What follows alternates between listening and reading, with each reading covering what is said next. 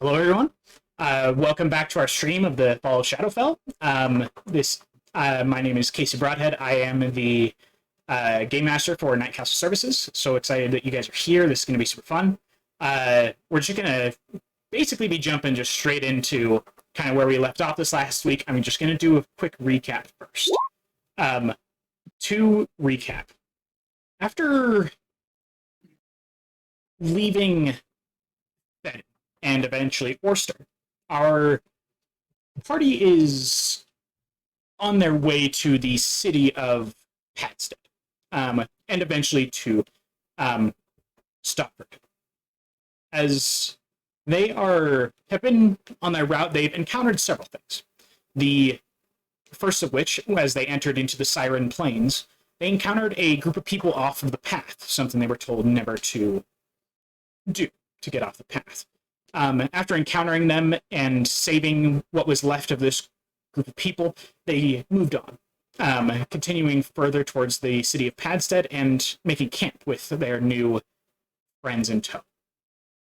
They made camp under very close to being under the shadow of a derelict mansion. After making their camp, a particular dream of Evangeline's resulted in a strange book appearing with her, and the visit of our friend Orestes' mentor, also in camp that night. As of the morning, our friends decided to investigate the mansion. Once inside, a particular magical alarm of some sort was triggered by rays, and a group of tortured undead attacked our party. As of this moment, the undead seem to have been dealt with.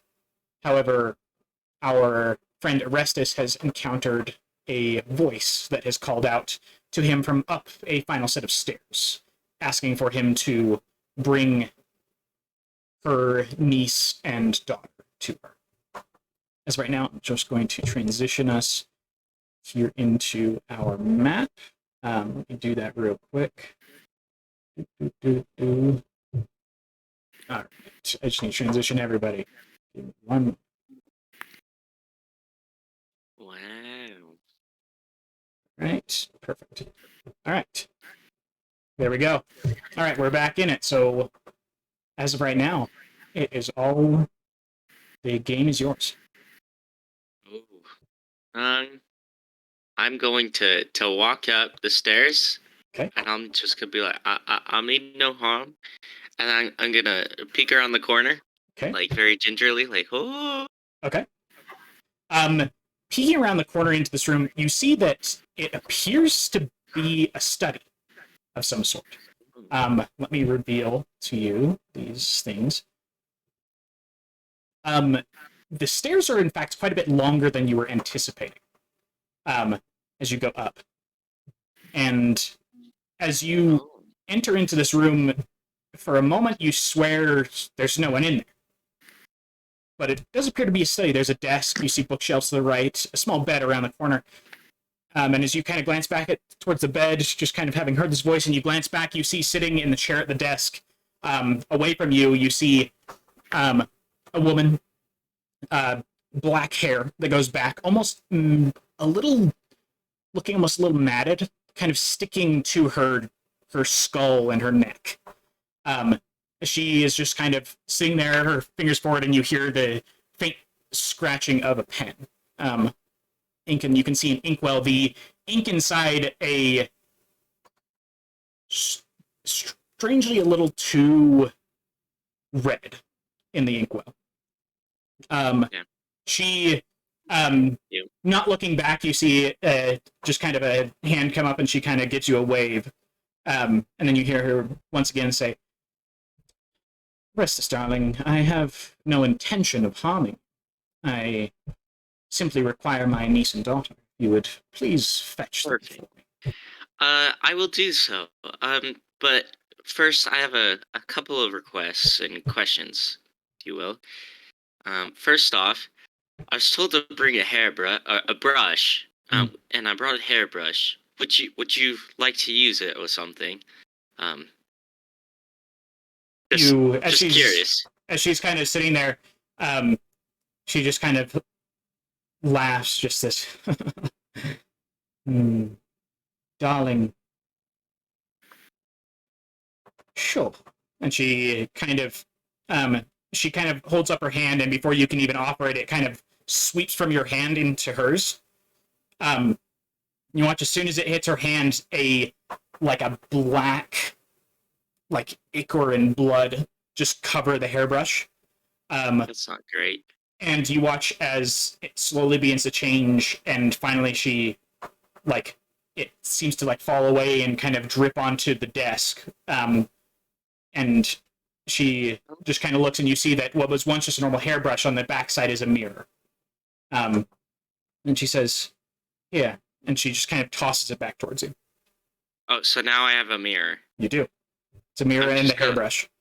I'm gonna be, oh. Well, I borrowed this. I guess it's an upgrade, so they may be happy. Thanks. And then I'll be like, is there any way I could take a peek into those chests out there?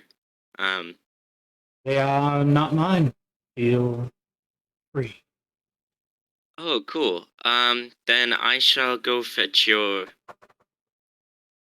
family members, I guess, in a couple minutes. Very well. Thank you. And Restus. Yes. Take too long. I'm not an incredibly patient woman. Well, it will only be 2 minutes, probably. Okay. So yeah. All right. I'm gonna go peek in the chests. Okay. Before I go get them. Okay. As you go up to the right side chest, it is locked. The left side chest, as you go up to it, it is unlocked. And as you kind of lift it, you see inside there are an array of clothing. It's expensive clothing, but it's just an array of clothing from kind of noble dresses and suits to things of that sort. The other chest, however, is locked. Interesting. Well, I'll leave those for now, and I'll go to the Raisin. Okay. Evangeline. Okay. Are you going down the stairs or just kind of yelling through the floor? I'm gonna go downstairs because I want to go fetch some other people. Okay. Sure. As you just kind of make your way downstairs, I'll just transition us here.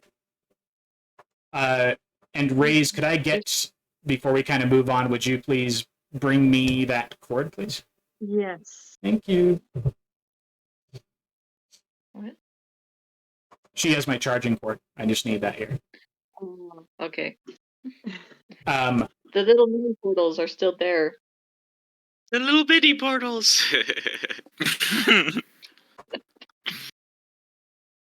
They're beautiful. Sweet. So yeah, as of now, you are down here. You can see Raze standing in the middle of the room where you had previously cast darkness, and Evangeline is currently seeming to be looking over Ramus, who's unconscious on the ground. Well, this looks like it went great down here, doesn't it? Thank you well, so much. All right. Evangeline and Raze, a family member of yours is waiting upstairs if you'd like to talk. They're upstairs at the end of the hall. Yeah, that's all I got. Did she say what her name was? Nope. No, she didn't. Wait, okay. It's and a did she seem dangerous? I don't think so. She's just interesting. I mean, I walked up to her. Fair enough. Well, okay. I'm gonna go back up there in a second. She seems impatient, so perhaps hurry. And then I'm gonna go fetch the other two at the cart and stuff. Okay. And I'm gonna be like, "Hey, Frey, you could break a lock, can't you?" Depends. Just ignoring Ramus passed out on the ground. I don't think I know, so. you guys. He's okay. Then I could I have no way to probably. heal. Does anyone know how to medically heal? I do. Would Perfect. you take care of Ramus for me? Sure. And then And we shall steal the chest stuff. oh, don't say it like that. You'll make me feel bad. Well, it's not hers, and it's Oh, the residents of this house have left, obviously. All So right. I'm gonna go up to Ramus. I'm going to hold my hand over their chest, and I'm going to cast Cure Wounds. Yay. Okay. You gain 10 points of healing. Thank you. That is a third of my hit points.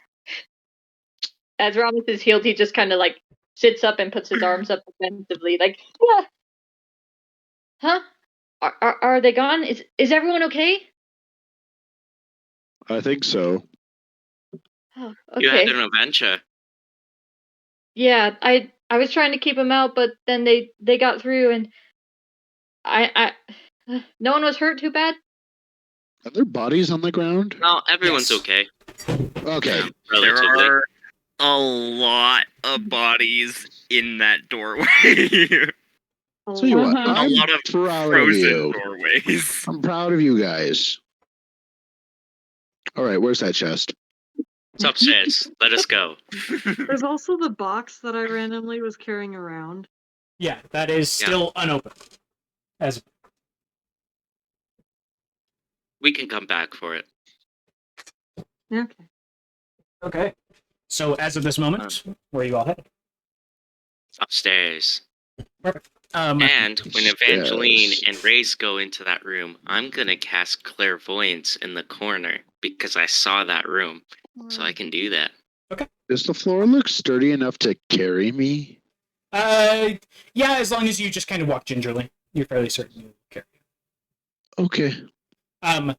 As you make your way up to this chest that's there on the ground, it's a large chest, probably about 3 feet tall, and about 4 feet wide. It is the lock that you see is made of some sort of iron-like substance that seems to have rusted over time. There's a reddish orange powder on it, from what you can see.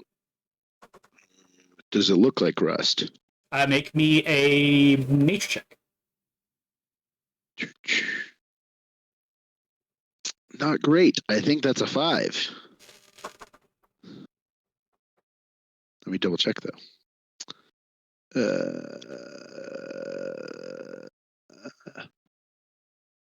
That was a 5. It appears to be rust, from what you can tell. Oh no. All right. I'm going to. Is it a padlock or is it? Yeah, it appears to be a padlock. It's hanging there. You can pick it up Okay. and move it. If I look at it, can I tell if it's rust or not? Make me a nature check. Okay. I just thought, where did I put the right there?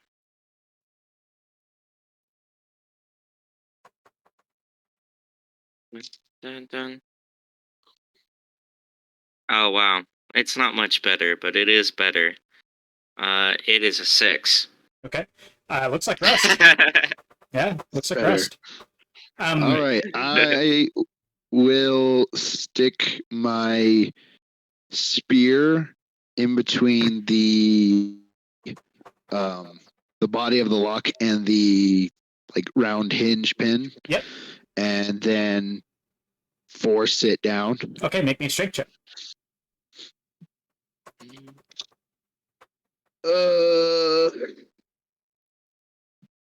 Dirty 20. Dirty 20, nice. You put it there and you slam down and remind me, your spear shaft is made of metal, correct? I assume so. Yeah, I think that's what we've said is it's made of metal. I think it's the first weapon I ever made, so. Yeah.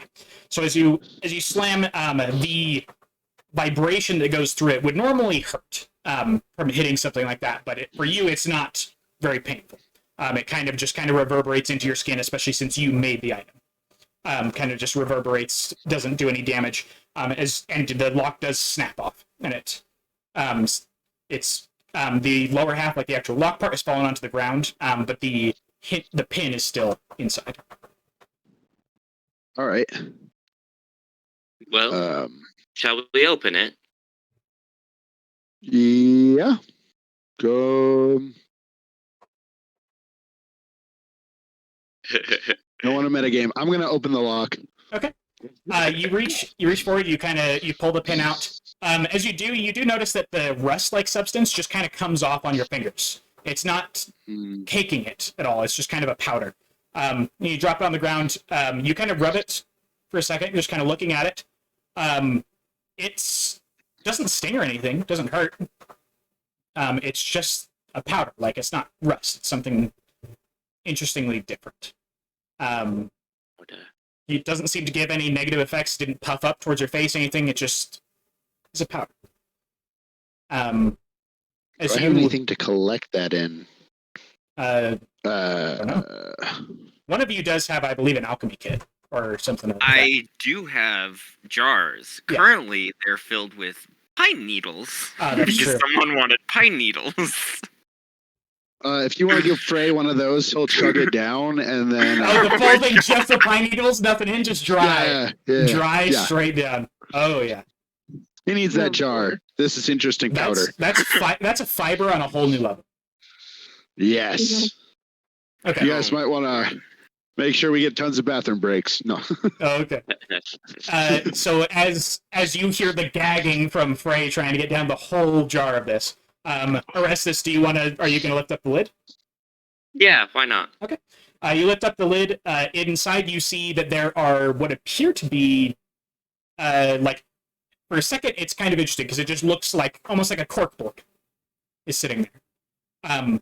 But as you kind of glance closer, you realize that it's these squares, like corkboard squares, basically. And as you kind of reach down and you grab one and lift it up, they're square jars with a square cork in the top.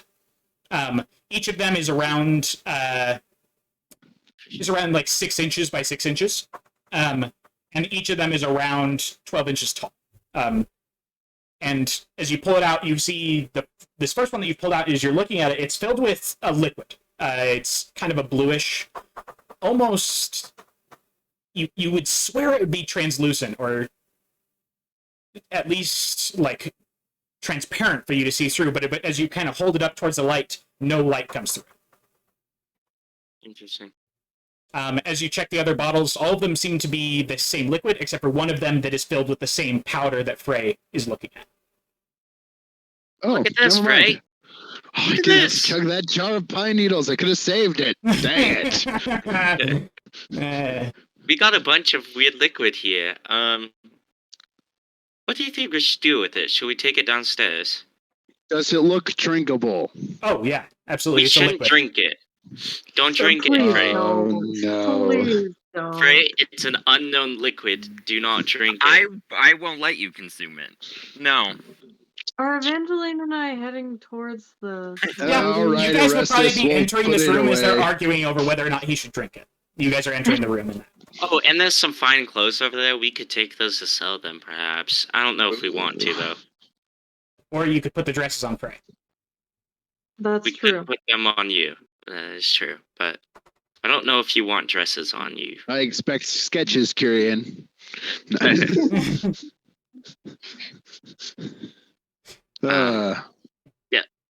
Okay. right, what do we I'd do like with to know this? what you guys are doing with the bottles. So if you're taking them or leaving. Yeah. We could just take them down to the carriage. Should we keep it in the box or should we take them out? We might as well keep them in the box. I don't know. Hey, maybe I feel the like box it- will sell for something. Have I seen this liquid before? Am I even there? Did I see it? Make me a history check. There are 24 bottles, by the way. That's a lot. 23 are the blue substance, and 1 is that powder. Could I also that's make a history that's check? 2 for history. You can make a history check if you'd like, Ryan. Could I? Sure, if you I want assume to. I can. Sure. How All much right. would those weigh? It- That'd be quite a 18. bit. they don't weigh too much. They're not crazy heavy. That's not great. Okay. What was yours, Ramus? I got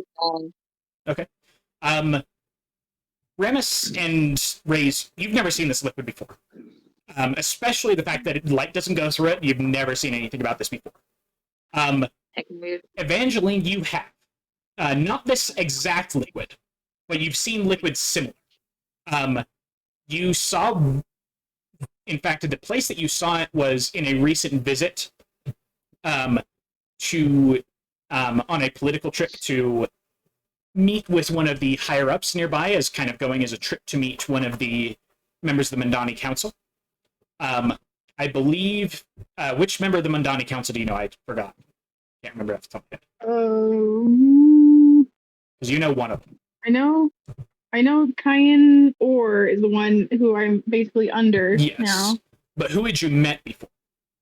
Because you'd met one of them. I'm looking at my notes. Let me see.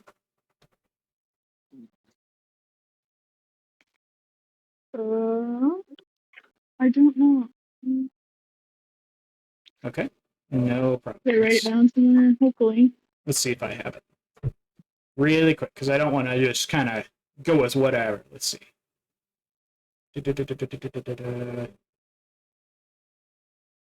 Alright. That's fine. Basically, with the individual you've met, whenever you find that, in their house, they had a ornate crystal bottle that was sitting on basically their mantelpiece that you found interesting, as it was a greenish substance that light did not go through. Okay. Can I just yell that back to them and be like, that might be expensive and maybe delicate. It was in a rich person's house. And then just keep walking. Hey, Orestes. You know what's in rich people's houses? Money? Good wine. Good wine. No. From my experience, wine is translucent. This could be magic wine. It could be magic wine. How about we have Sarixer look at it, and then after he's done looking at, perhaps we drink it. Fine. Okay. And then once Evangeline and Reyes are up in that room, I'm gonna cast clairvoyance, right in that edge right there, so I can listen in on the conversation. Perfect. Clairvoyance, I believe you just listen, or do you see everything? Listen or see. And so you're listening. Yeah. Okay. And I think I can swap between the two, but I'm choosing listening because that's more important at this moment, in my opinion. Perfect. Evangeline and Reyes, as you kind of get to the base of the stairs, nothing seems sinister. The stairs just seem normal. They're old, made of stone. As you go up there, you see there's a single torch about halfway up the staircase that seems to be lit. The only sign of any life that's been here. And you can also hear the faint scratching of a quill. Did Orestes tell us that she said daughter and niece? No, just said that someone was looking for you. Well, he said family member. Yeah, said family member. Okay, then Reyes is definitely on edge right now. Okay. I am too. Are you trying to stealth or anything, or just walking up? I feel like stealthing would be useless, but Reyes doesn't know that, so sure. Okay. Roll a stealth check for me. That is. Can I roll one too? Go for it. 21. Okay.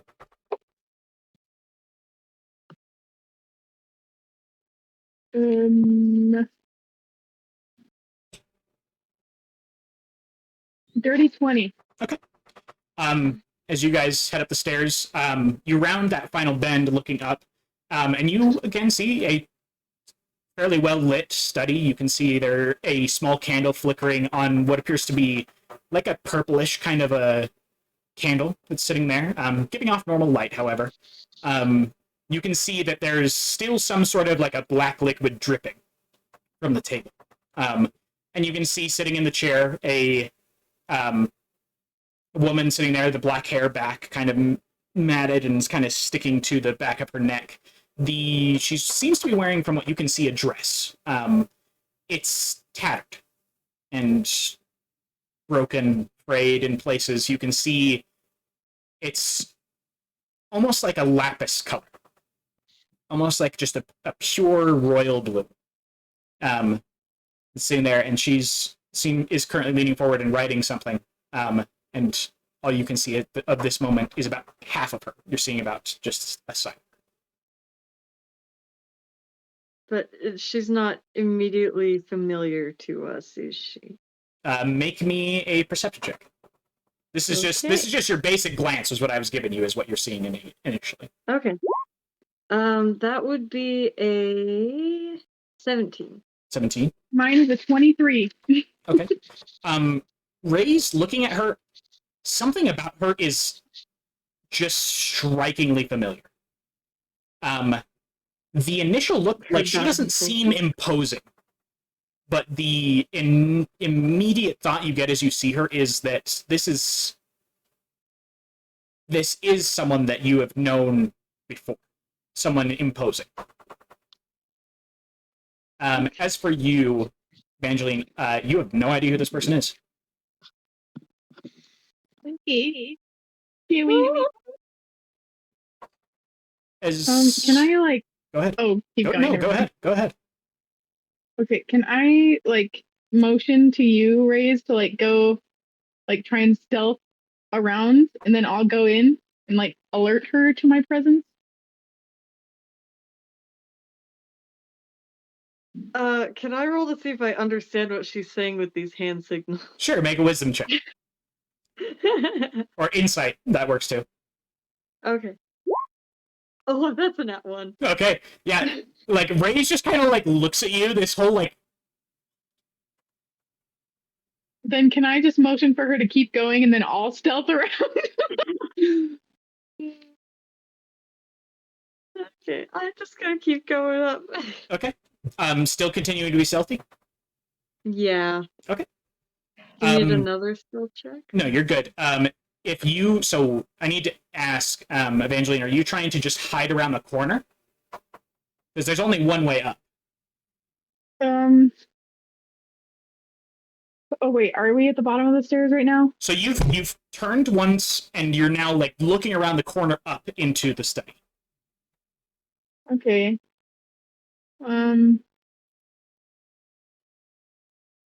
Do I have, like, a view that I could fire at her from down here if anything went wrong? Yeah, you could shoot at her. Her.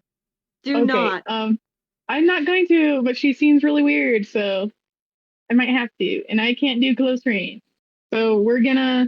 Yeah, I'll hide around the corner. Can I hear? Do I think I can hear? Like, if they're up there talking, can I hear from down here? You could most likely be able to hear. As long as the door wasn't shut. Okay. Okay. You can tell there is a door up there. You can tell from right where you are that the door is a heavy wooden door. Yeah, I don't want to go in there. Yeah, it's better to be locked out than locked in, I'm pretty sure. So, and you're the strong one, so that's good. My darlings, your indecision is amusing. Okay, fine. Then we're just gonna go. I'm gonna shove Raze in front of me. Up the stairs. Just kidding. Okay. As you enter the room, you can see that off the side, it wasn't there when Orestes was in the room, but you can see there are two chairs seemingly made of, like, this black wood that's kind of like, it's almost made of, like, small sticks that have, like, of black wood that have formed two chairs with these plush kind of purple seat cushions. I will not be sitting down. And as you kind of get up, she just kind of gestures towards the seats and says, "Please, take a seat. We have much to discuss." I would rather stand over here if that's all right. That is your decision. Okay, without saying a word, I'll slowly sit into another chair. Okay. As you just kind of sit down, it feels just kind of warm. The chair does. And as you kind of, like, as you sit down, you can feel, like, up against your back. You don't feel like the chair moving or anything, but just where it is right up against your back, you just kind of shudder for just half a second as you feel like it almost feels like sinew. It almost feels like veins pulsing with blood. Ew, I hate Get out of that. the I don't chair! like That's this so chair. gross! First, I was gonna ask, like, who was sitting in this chair before me, but now the chair is the chair. Gross. So you just, are you going to stand up or are you going to stay there? Clench my teeth and keep sitting. Okay, perfect.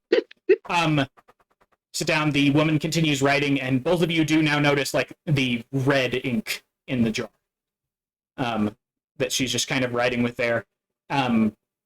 She still hasn't turned to face either of you, and so you haven't seen anything of her like features, her face, or anything like that. Mhm. The voice to you, Vienna, the moment she spoke, was the same voice you heard earlier, and just incredibly familiar. Okay. It's both the voice of almost like a mother, but also the voice of a torturer, for lack of a better way to describe it. Like pleasure in someone else's pain. Masochism. No, not that. Okay. Have I heard this before recently? Recently, Yeah. you did just hear it downstairs. Well, yeah. Okay. Have I heard it in a time that I remember? Other than the time downstairs. I believe you heard it in the cellar. In that house. I believe you did hear this voice there. I might be Okay. wrong, but I'm pretty sure you heard the voice there. Okay. Yeah, I could see that happening. Okay. Is she just gonna continue writing? For right now, that seems to be what she's doing. I do need to ask Evangeline, where are you standing in the room? Are you still standing right next to the door? Like, what are you kind of... Yeah, I'm standing like close to the door, but not like right up against it. Okay. Sure. The door has remained open. Orestes, you have heard this. You initially just heard the, your indecision is amusing. And now you've heard her invite them to sit. And you can hear the scratching of the pen as well. Can he hear a chair heartbeat too? No. It's not like it's making a heartbeat noise. You can just feel like the blood through veins against you. Okay. I really don't like that very much. To be fair, I'm pretty sure she made these with her own, like, goop. Goopy chair. Yeah, I know. Can I like just attempt to make eye contact with her? Okay, so you're going to stand up and step over to look at her? Sure, why not? That's yeah. Yeah, as you stand up, the chair doesn't like attack you or anything. You just stand up. As you step over and you kind of glance around, and you see the just beautiful face of a woman. Incredibly pale skin. Almost gray pale. She's sitting there writing. And as she's kind of just sitting there, you see the eyes just kind of look up, not menacingly or anything, but just kind of glance up in your direction. As they do, you see that the eyes, each of them is this, it's a dichotomy. The face is this beautiful face, though slightly ashen. The eyes are bloodshot to be almost entirely red. And you can see dripping, like right at the corner of the eyes on the inside, you can see blood just barely dripping. And then it seems to like fog and like steam away right before it would drip as though a tear. She just kind of glances up at you and says, "It's been a long time, my child. How have you been?" She goes back to seeming to write.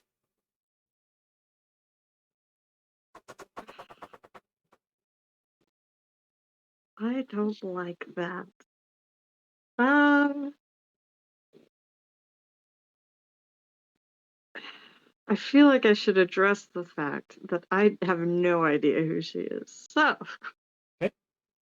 I will say, it's been so long my memory escapes me.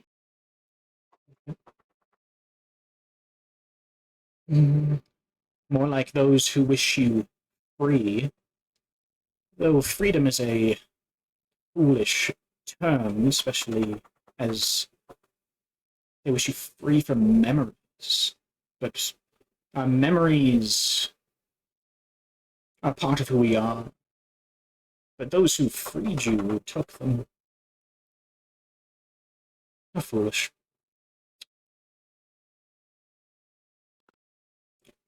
My darling Rays, when you see as she puts the quill back in the ink, and she just kind of turns, and at this point, Evangeline, you also see the face. The face to you, Evangeline, it's not familiar. Not like you've seen this person before, but some of the features are slightly familiar. You swear you've seen someone who has almost the same nose, almost the same lips, but but it's not the same. They're not exactly the same person. And you can't remember where you're remembering it from, but it's someone that you've seen. She kind of looks up at you, Rays, and says, "I'm so terribly sorry," and she reaches out her hand and just kind of brushes it gently along the side of your face. No, I will flinch away from that, please. Okay. You flinch back, and you see the hand just kind of close. She puts it down. Even my own children, those who I gave all of the power in the world, all of the opportunity, the answers to their questions, and the fulfillment of their dreams, shrink from me. I'm sure you know what that's like. And she looks at you, Evangeline. And then she just looks right back at you, Rays, and you see where the tears had previously kind of vanished, you see the tears begin to go down the face, this like black and red kind of going down the face. You see as one of it kind of passes through her nose, like down her nose, and then going down to the side, and you watch as she takes her tongue and just licks it up. Gosh. And you see the tongue is forked like a snake's. Okay.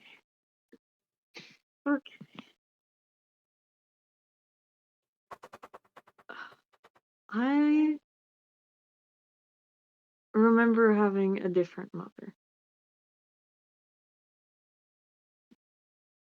The one who uses you, the one who takes your ability to enter a foreign nation for granted, that will one day ask you for a favor that you're not sure if you're willing to accept. Mark my words, daughter of mine. That mother will ask you for more than simple love. Will ask you to repay a debt. Understand that, daughter of mine. As for the mother you were born with, you asked me to get rid of her. You asked me in your darkest moments to get rid of the family you had as a child. And so I did. All but one. Though she's close.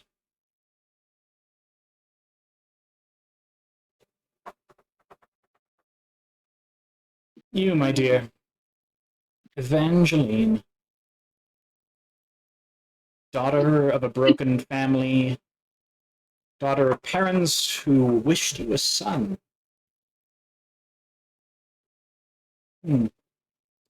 My brother,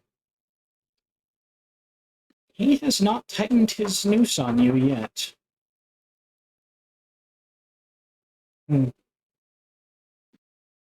Though we will see.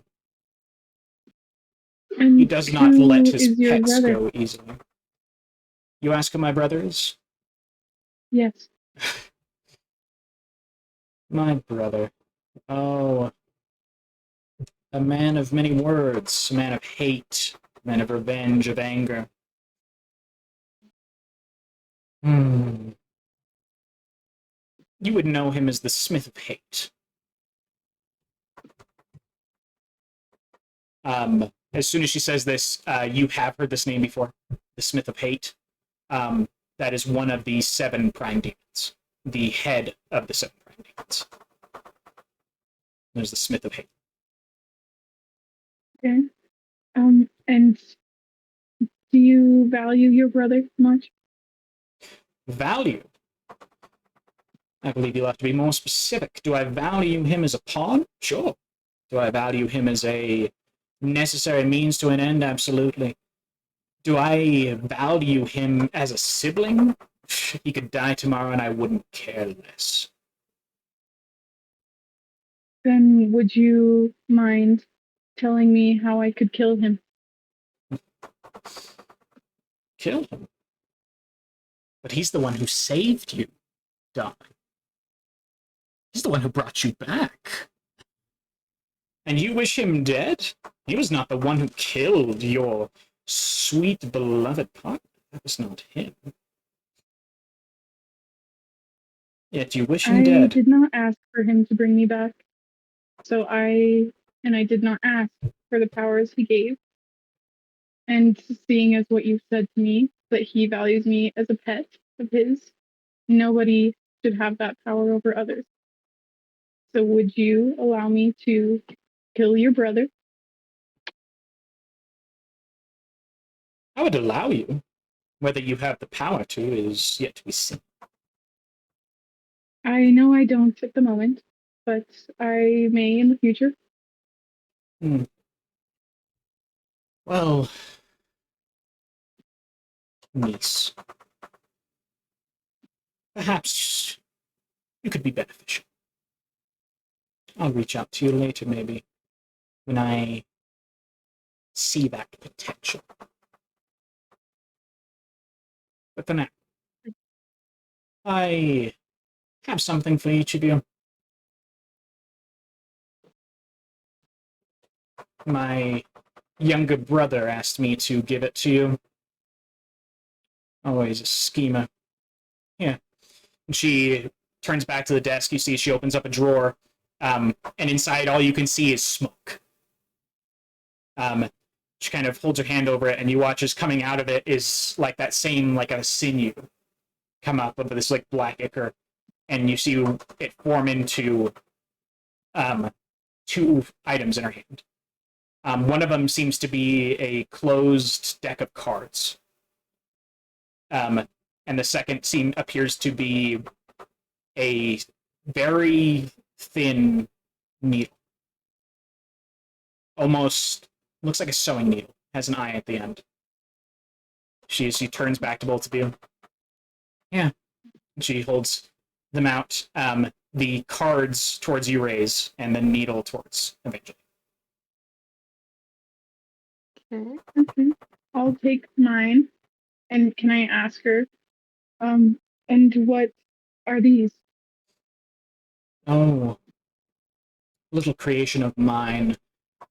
Let's just say that they'll stave off my brother's collar for a little bit longer. And what of mine? It's a gift from a mother to a child. Loving mother who wishes only the best for her daughter.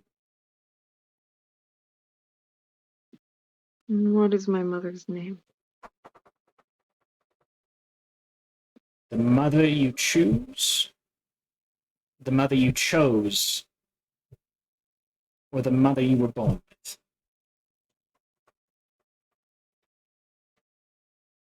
The one that claims to be in front of me. Well, let me ask you, child. What name do you want?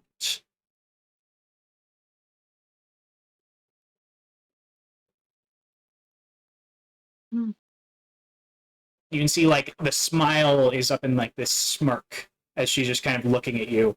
And you can see as she's looking at you, you suddenly like hear in your head for just a moment in voices that you remember but can't place a name to. Raise, raise, raise, raise. Mother, mother loves you, mother. And you hear the final, that sigh is a dying breath. And you feel tears threaten as you hear this dying breath.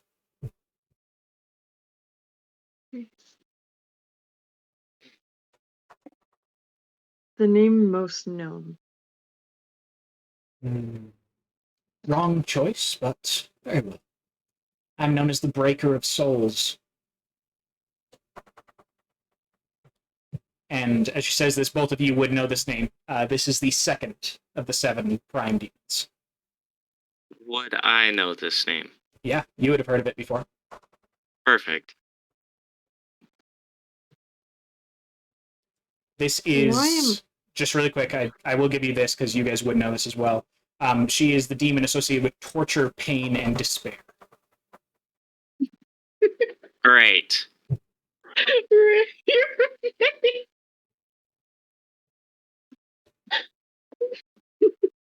And my darling daughter, you got rid of my old necklace. Left it by the wayside. But at that time you didn't remember me. So here. And she takes her hand and you watch as sinew-like chains appear and make a small necklace in her hands. And she just holds it out. Hand open. She says, "Want to remember? This will help you find them." Oh, God. I'll take it, but not put it on. Okay. You take it. And you hold it in your hands and you feel yourself unconsciously take it and slip it over your neck. What? And What the? you feel as it hits and lands, a small pendant appears at the base of the chain. The pendant is a small locket that appears, and you feel from inside the locket like the beat of a drum coming from it. Almost like a pounding in your ears that's coming from it, and as it's sitting there, you immediately remember a face. The face of a human woman. Old, gray hair. Sitting in the cellar of a noble home. Smiling at you as she's saying something, but you can't quite hear it yet.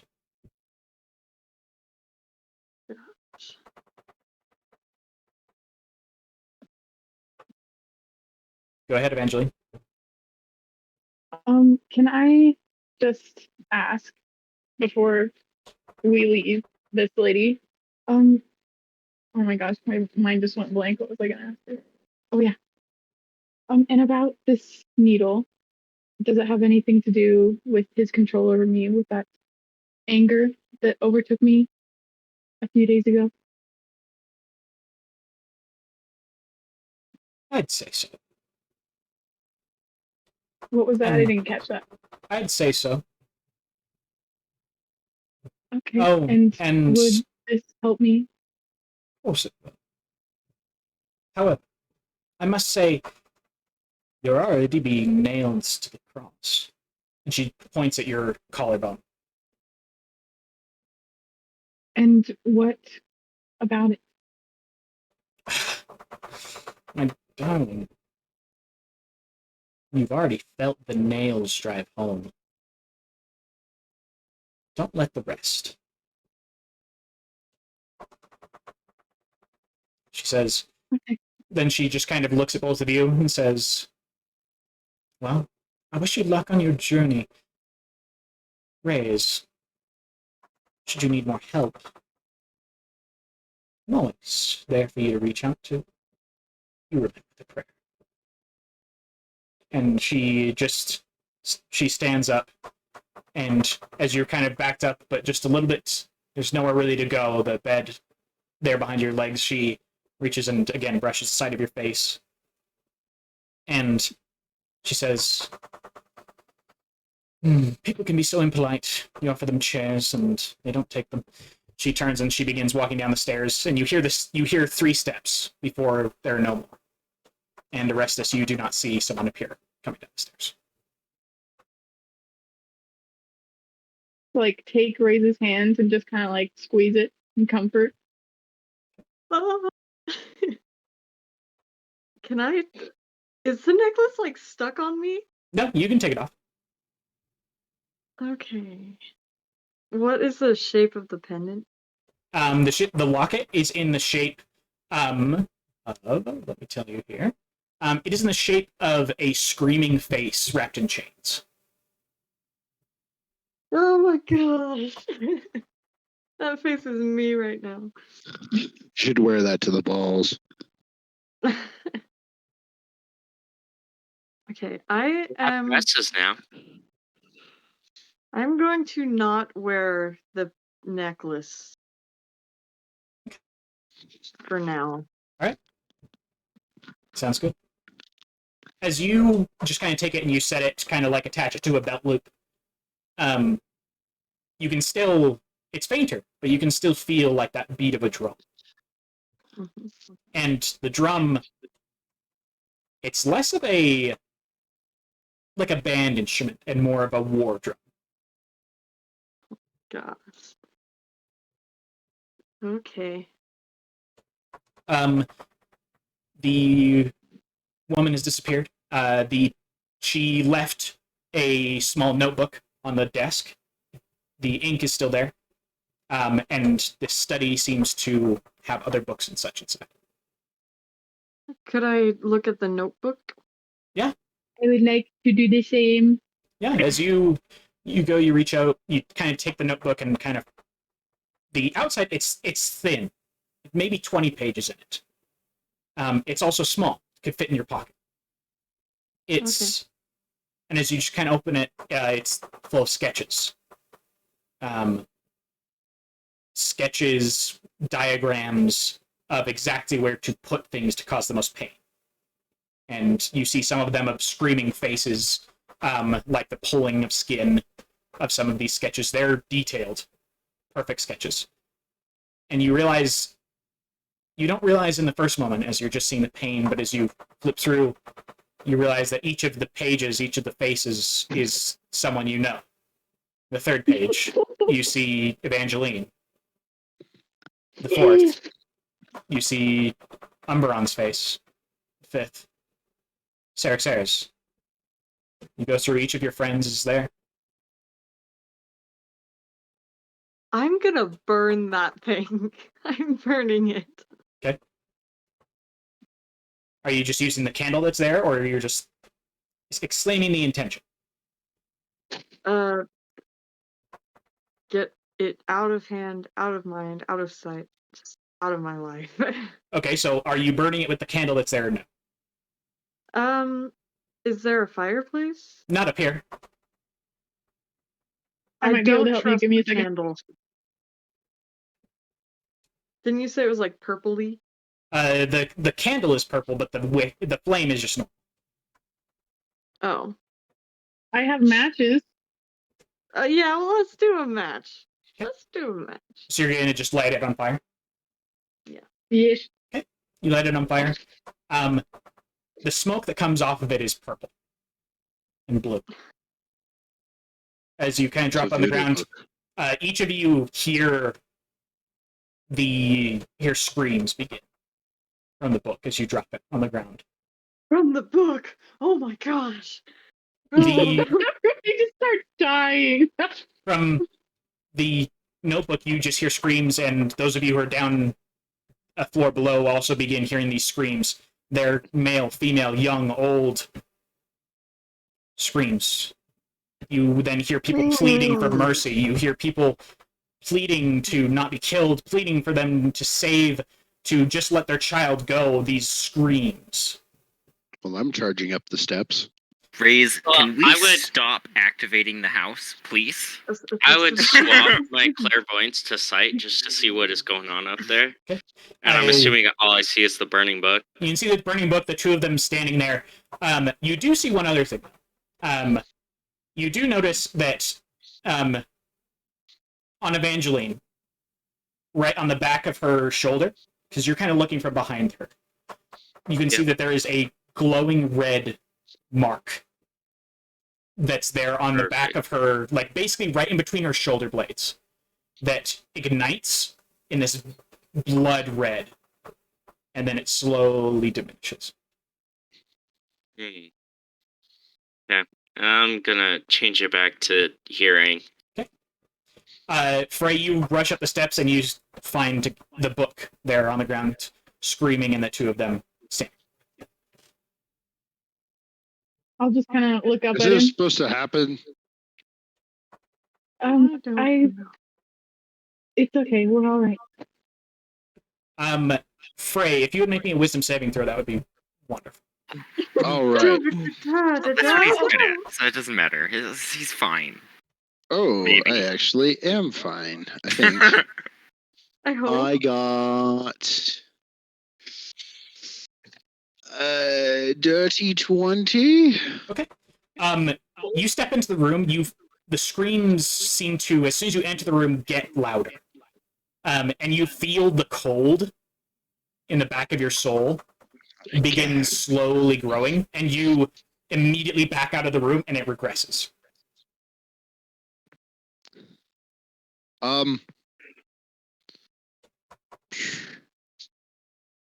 So we want that book to be burned, right? Yes. The two of you in there, you see him speaking, but no noise comes through the door. Oh, Wait. I don't like that. So they just don't answer me. This is great. Say we Can I just like motion for him to like stay there? Sure. And then can I? Let's see. Is there anything in the room that's like acting strange? No. No. I mean, besides the screaming book. Yeah, I mean, that is a little Yeah, strange. that's pretty obvious. Is it like gone? No, it's burning a little too slow. Frey, I'm gonna seem like- stamp it out. Frey, would you Yes. make me a perception check, please? 16. As you look forward, you notice that the smoke is drifting. There's no wind coming through. But the smoke is slightly just drifting. And it's drifting just in general, just towards Rays. You want to stamp on the book? Yeah, I want to stamp out the fire. Make me a wisdom saving throw. I know you couldn't hear me, but I told you to not burn the book with the candle that's in the room. Oh, That they she didn't left. burn it They with the didn't burn it candle. with the candle. Oh, They didn't. okay, We used matches. don't burn the book. Okay, let me see. It was wisdom, you said? Yeah, wisdom, please. 17? 17.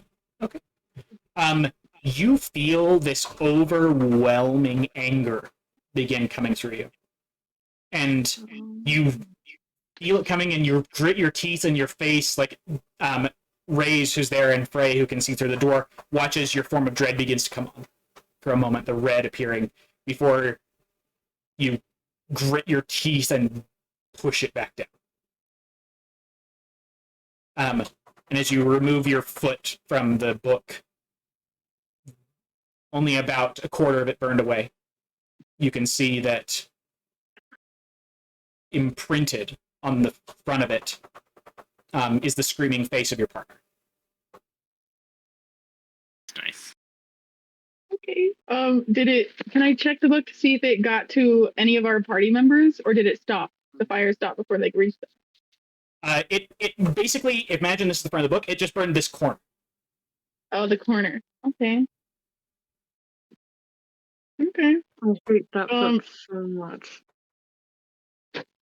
Can I like look over at Ray's and just say, do you want me to keep this with me? I don't know if burning it's the best idea. Yeah. Okay. And then I'll just kind of like pick it up and pocket it. Can I like wrap it in something too, so it doesn't really touch anything else? Sure. What are you wrapping it in? I probably have like some kind of, yeah, I have like gauze. Sure. For like a medical kit. Sure. You wrap it in some gauze. Now you have 2 demon books. Yay! I There's love demon books. 3 of them. She has 2 There's of 3. them. Ramus has another one. Mm-hmm. Just chilling in his bag. Yeah. Can you guys stop messing with demon books? Yeah. Yeah. I wish they'd feel stop you too. could go. Can I just like kind of like comfort Ray's? Sure. Frey, you would know, all of you would, like, the screaming stopped as soon as it was stamped out. And so, Frey, you kind of gingerly step into the room, the cold does not return. Right. Okay. You also see the purple candle. You do notice, and this is something all of you notice at this point, the candle has gone out. The purple candle itself is still there, but the flame is out. And the ink is still sitting there. Can I take both of those too? Sure. I don't think it's good to leave them here where other people can find them, because we know they're dangerous. Other people don't. So. It's a pretty cool Lennon, candle, there were books around the room. Yeah, there's books in Yeah, What the am I can I go supposed look to at the do books with too? books? You just Some of told us the one like to person in this read, party right? who can't read. There's a lot of books in this room. Sorry. What is So wrong you with can you? leave if you'd like, Ray, but we will look at the books because we can read. Oh my gosh. Wow. You know what? Orestes can keep that chest. We're not sharing with you. And I'm going to stomp back down the steps. Okay, perfect. And, Whoa. yeah, Orestes. Evangeline's not allowed to have whatever's in this chest. Oh, I agree. 100%. Yeah. Mhm. Oh, speaking of which, since it's only the 3 of us here, I'm assuming, and I'm gonna, like, Sarixer, Frey, Frey and me, I'm gonna be like, Ramus is also Yeah. just, like, standing there. oh, okay, Ramus, hi, Ramus. I'm just Ramus, gonna be like, there was the most perfect purple candle in there. I was going to give it to you. Evangeline's mean. Don't listen to her. Oh my goodness, you guys are turning everybody against So, me. Ray, you you know- gotta stay my friend in Umbron too. you know how, I told you that somebody looked at your weapon? That was Ray's, and then Evangeline is the one who covered it up. Umbron, can you please be my friend? Umbron's still passed out. Umbron's having dreams of this? What? I thought you were conscious at this point. No, Nope. he's in his coma. Yeah, Oh my he's God. I was going to- I'm just gonna leave the I party. was going to. Ray and Umbron, I let's was- split. I was going to take the chest outside to the cart and then do my daily shake-up of Umbron to see if he wakes up yet. You reach, you set the cart, the chest in the cart. You reach over and you just kind of shake Umbron a little bit. Umbron's eyes open, and you see mist coming from his eyes, and his eyes are currently glowing a brilliant pale green. 2 flashlight Gosh, eyes. dang it. Did you guys possess Umbron? Umbron. As Lady's you brother has. are kind of coming to, you find yourself in kind of a dream for a moment. You kind of glancing around, you see you're in a place full of mist. It looks almost like an archway, a stone archway above you. There's a lake out in front of you that goes out over a crystal clear, undisturbed, mirror-like lake. You glance around, you look, you see there's other rocks around, and as you finally come back around looking at the archway, you see standing in the archway, Ladine is standing there. She looks at you, and you see a confusion at first, then across her face, and then very slowly a smile just kind of appears on her face. The most genuine one you've seen from her. She looks at you, and finally she steps forward, and she puts a hand on your shoulder, and she says, Umbron, welcome to the family. And she just kind of slaps you on the shoulder as you wake up. The mist's kind of leaving from your eyes, and just kind of your eyes flying open, and you see Frey just kind of there as he's just turned away to say, did anyone possess Umbron?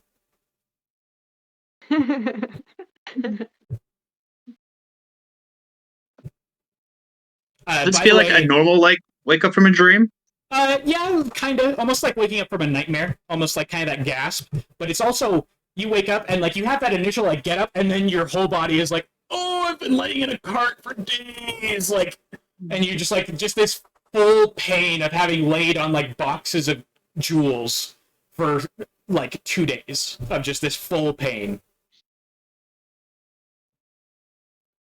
You're about to say something? Are you possessed?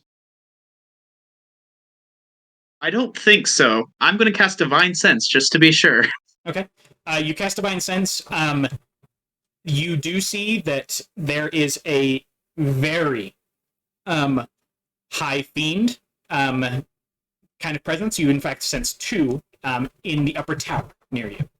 You can see it coming through a very small break and crack in one of the walls. You also, as you're kind of glancing around, you do also see that there is also a faint fiend and undead, both, coming from Liada.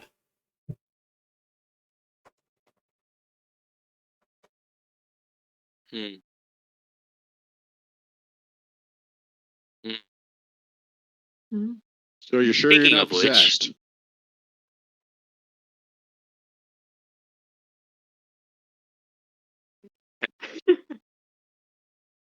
The silence is killing me. He died. He is possessed. Sorry, I cut out. I'm not possessed. And confirm. All right. I want to get out of the building, please.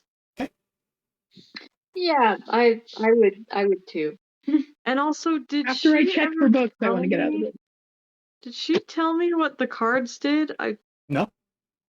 No. Okay. I'd like to return the brush that I borrowed. And I'll just be like, sorry that it's not in the same state as when I borrowed it. But I think it's an upgrade. Okay. There you go.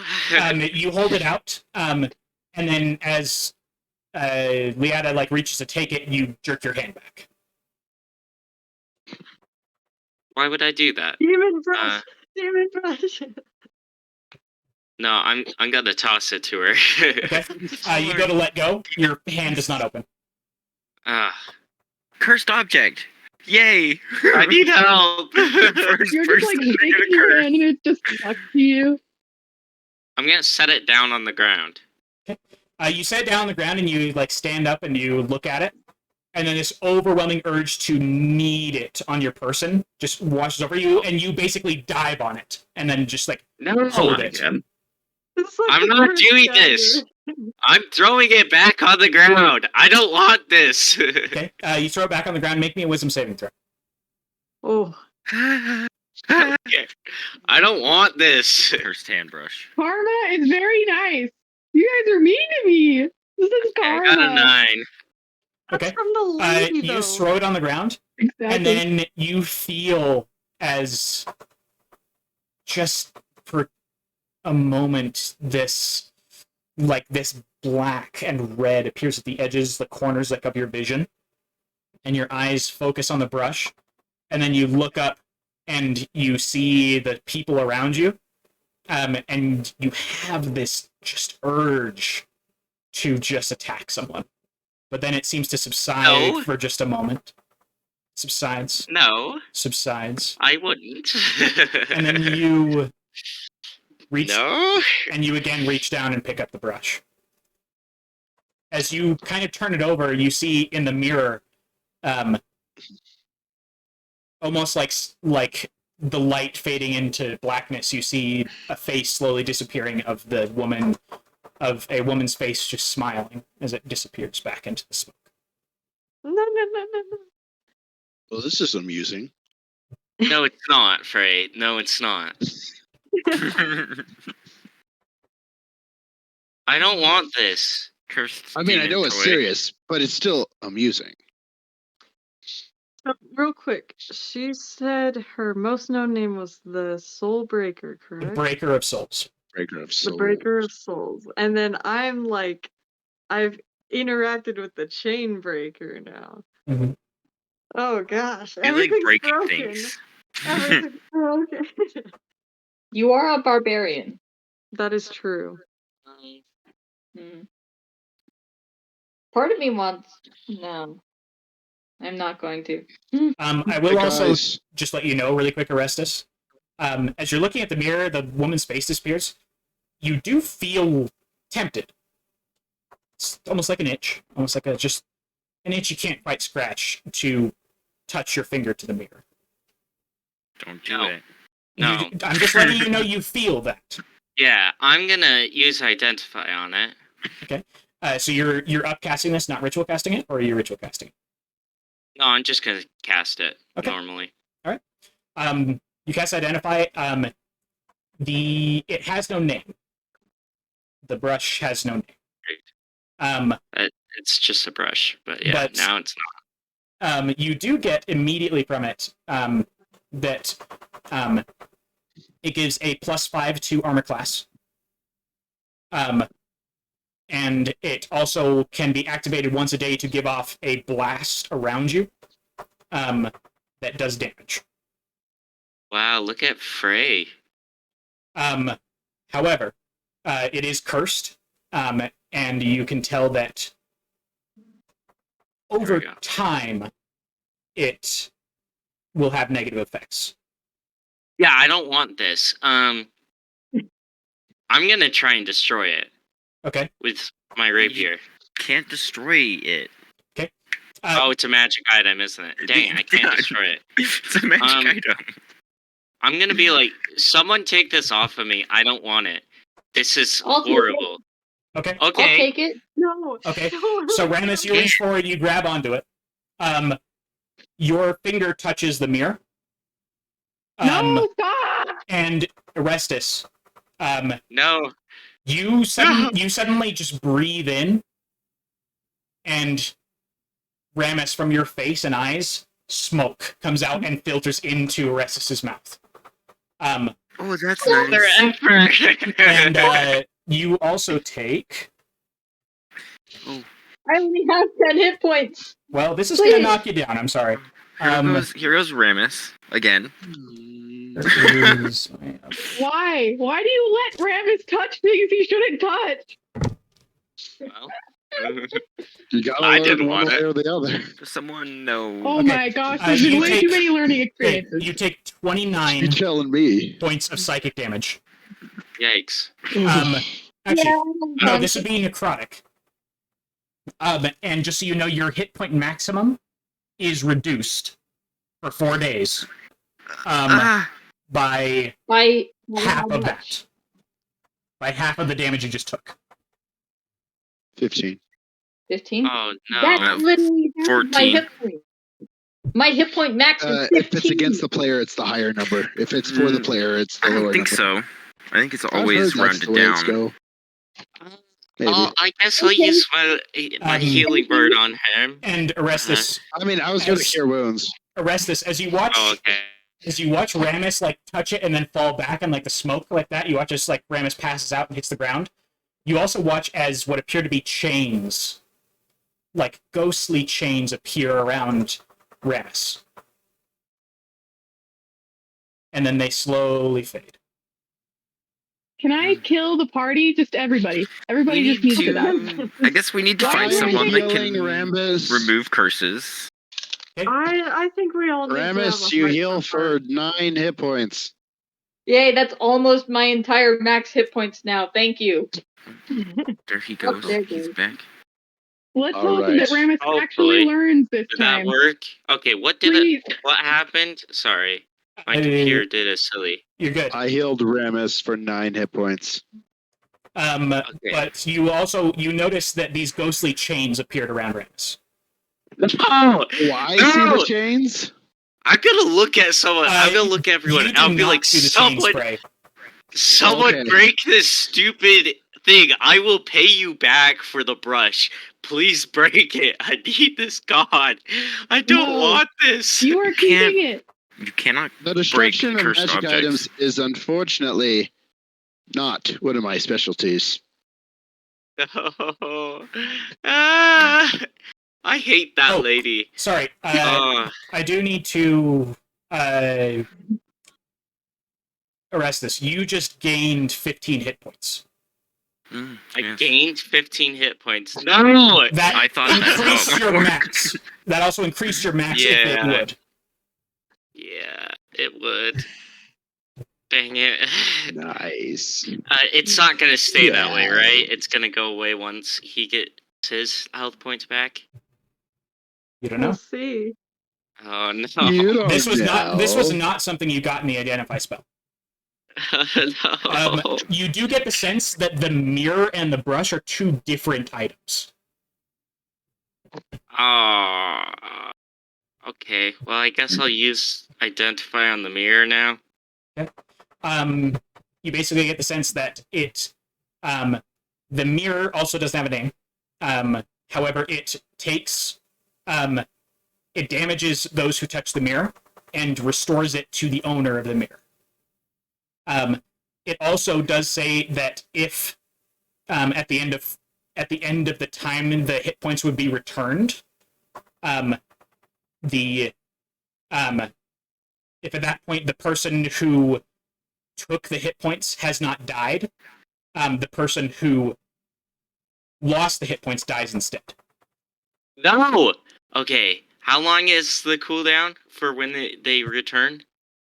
4 days. 4 days? Oh my gosh. Okay, guys. So we have to find a way to remove this mirror, or else either I die or Ramus dies. What? I'm sorry, Why? Ramus. I think This this is- is a personal problem, and I'm leaving. Goodbye. Okay, Oh, goodbye. poor- Rude. I don't trust you, anyways.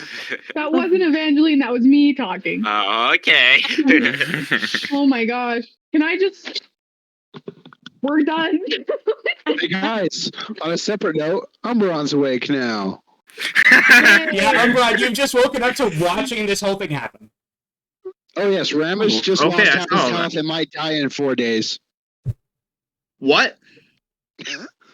Yeah, Yep. Ramus is gonna die in 4 days.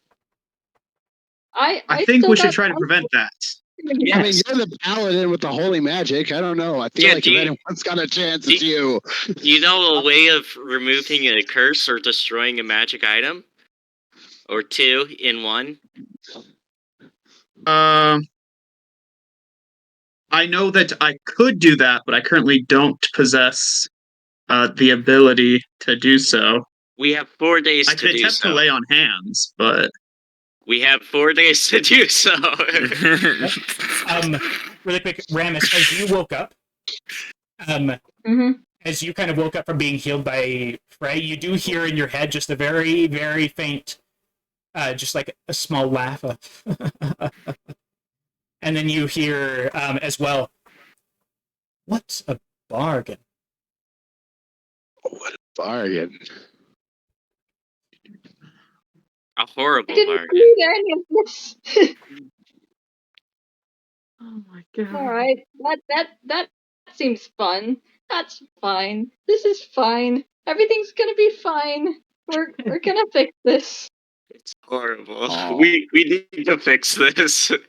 Where's the nearest holy place? Padstead Yeah, I is the next guess.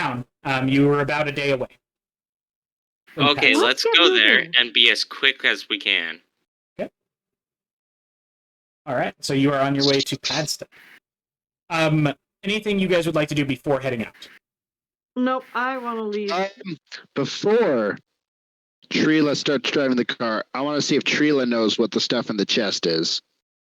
Oh, okay. Sure. Let me see if she does. No, she has no idea.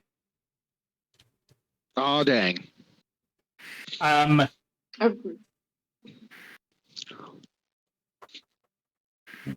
need to think really quick. Who? As you guys get going, Frey, you do at one point just an arm touches your shoulder, like a hand. Well, it'd be your arm because you're really tall. Just kind of touches your arm, and you glance to the side, and you see Liata is there. And she just kind of like,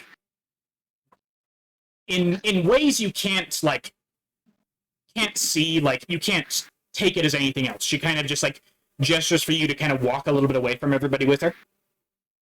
Oh, okay. And so she just kind of you're walking not super far behind anybody, but out of like whispering earshot of everybody else. Okay. And she just whispers and kind of says to you, "I don't have a reason to trust anybody but you in this group. But, and I guess him," and she points at Umberon. However, I believe it only right that someone should know that your friends," and she points at Trila, who's sitting at the front of the cart, just currently driving it. She,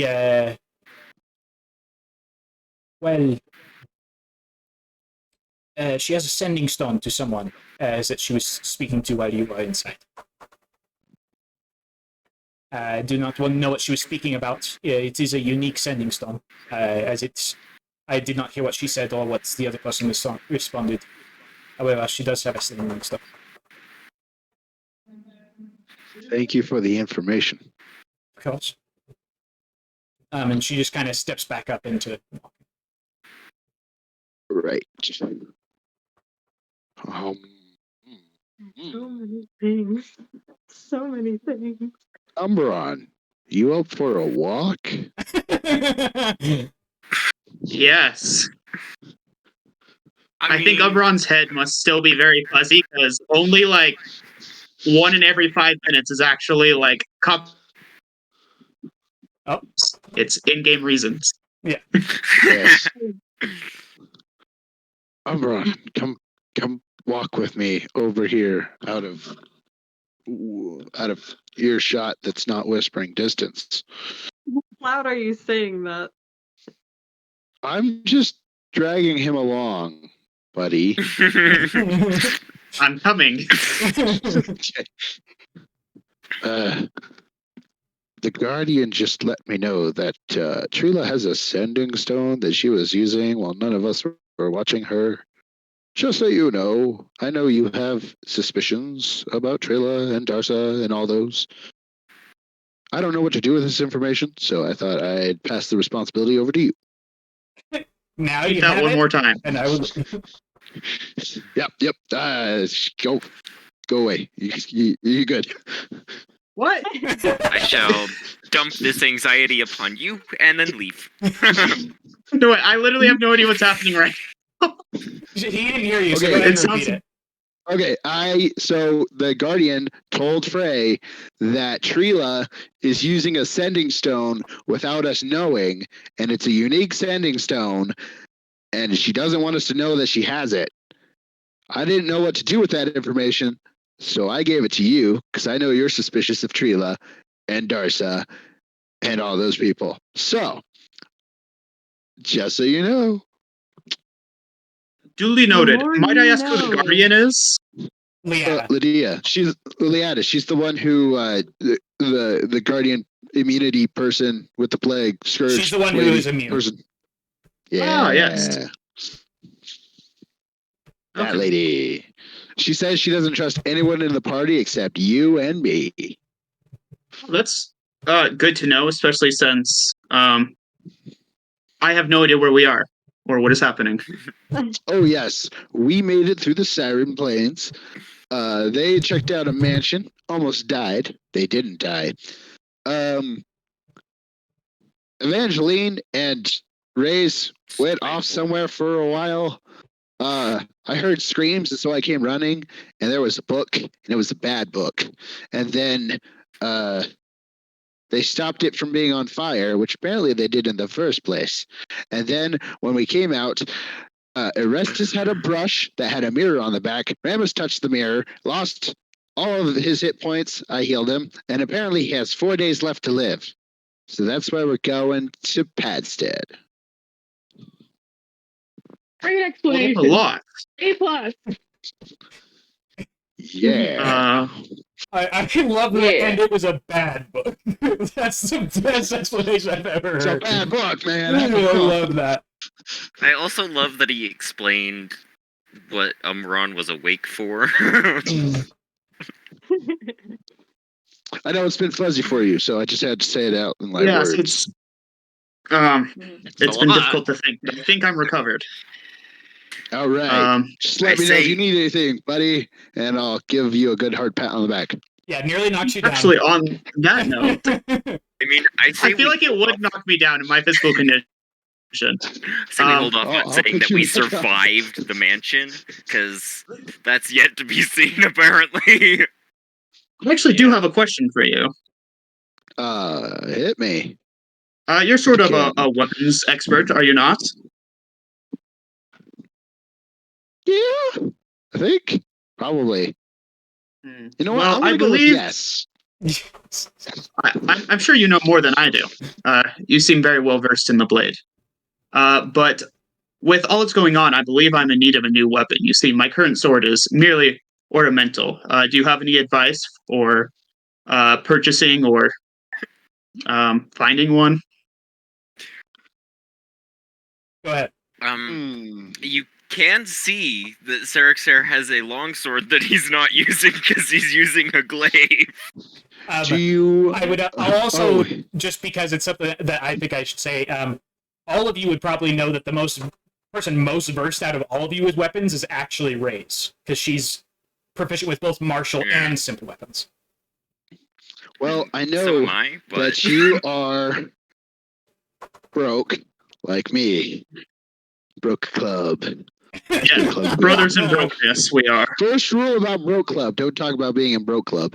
But if you absolutely need a blade, I can make one for you. Okay, I didn't realize you were a Give me blacksmith. about not really blacksmith. Try bloodsmith. Give me a day. What kind of sword do you want? I have some amount of training in anything, so whatever you feel your expertise is in making, I believe I can make it work. I got it. And then I'm going to go sit in the cart and just meditate for a while. Sure, go for it. Why'd you say it like that? I will 'Cause- meditate. He's thinking. Yeah.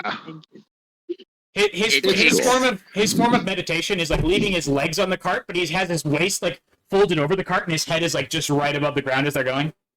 No, it's just Yeah. dragging. He's made of metal. It's fine. It would just make a few dents. it takes all of his brain power to think. Can I be walking in front of the cart? Sure, go for it. Cool. All right. As of this moment, is there anything else that you guys would like to do on your journey there? Yeah, And I'd I like to hunt know what's going on. an animal. Sure. I'd like to cover up the I need mirror on something the brush. that I need something that has like a hide. Okay. Do I find anything? Yeah. Make me a survival check real quick. Also, Kyrian has something after. Go for it. We'll go with Kyrian directly afterwards. Hmm. Survival?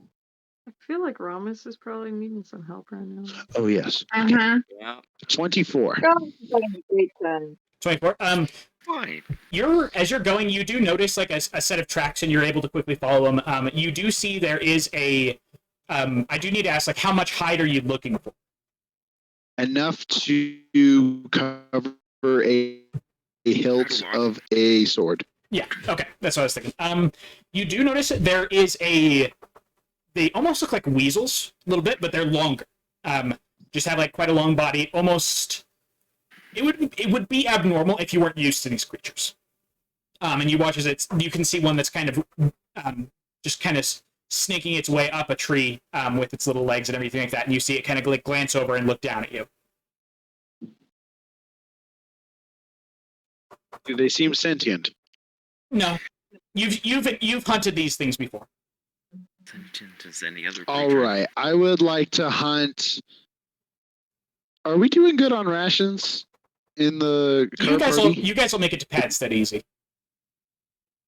Okay, I'll just hunt what's required. Okay. Just make me another survival check to just see how kind of how quickly you're able to do that. 16. Yeah, it doesn't take you very long. You kind of every once in a while kind of give a check in to the party as you kind of are traveling in the woods to the side. But you do eventually you are managed to hunt down 2 of these. I assume that you're not really using your bow, because you'd probably just destroy it with a 7-foot arrow. Yeah. So yeah, it does take you a little bit longer as you have to kind of lure one and get it with a knife, but you're able to eventually get 2. All right. Okay, Ramus, Awesome. go ahead. Then I will be in the cart and be building the sword. Okay, go for it. Yep. I'll be Ramus, go ahead. This is something I've honestly been meaning to do for a while, but like, as they're going, I think Ramus will take the holy symbol that he has of the Change Weaver. Okay. And just kind of like look at it for a while. He heard from that one meddler lady that you could talk to the gods wherever you are. Like, you don't actually have to be at a temple. Mhm. But he's not really sure on how to do it, and so he just kind of quietly talks at this thing. Just like, Miss Changeweaver lady, I'm sorry, I don't really know your name. I heard that we could talk to you wherever, and I don't know if you can hear me, but I thought it might be worth a shot, since apparently I don't have very long to live, I guess. Things are really bad. I don't know what's going on, but I touched a mirror, and now I need more time. I can't die. I can't die yet. And you're a god, so like maybe you could help. I don't know. I'm hoping you can. Please. Are you walking beside the cart at this time? Yeah. Okay. Like, I don't want to. We obviously want to get to Padstead quickly, and I don't want to hold us up. Yeah. As you're walking and you're kind of saying this, you look off to, like, you feel just like for just a moment this heavy cold breeze hits you. And it's pushed to the side, and you kind of flinch from it because it's almost like getting pushed. And you kind of glance in the direction that it was flowing, and you see sitting in the middle of a tiny clearing of about 5 trees. You can see there's a sunflower that's grown. And the sunflower, knowing what you do and having read books, you do know that sunflowers, they face the sun when possible. This one is not. It's facing Padstead.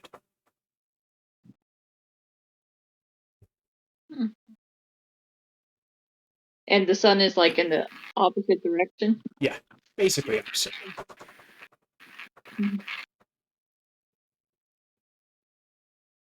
Okay.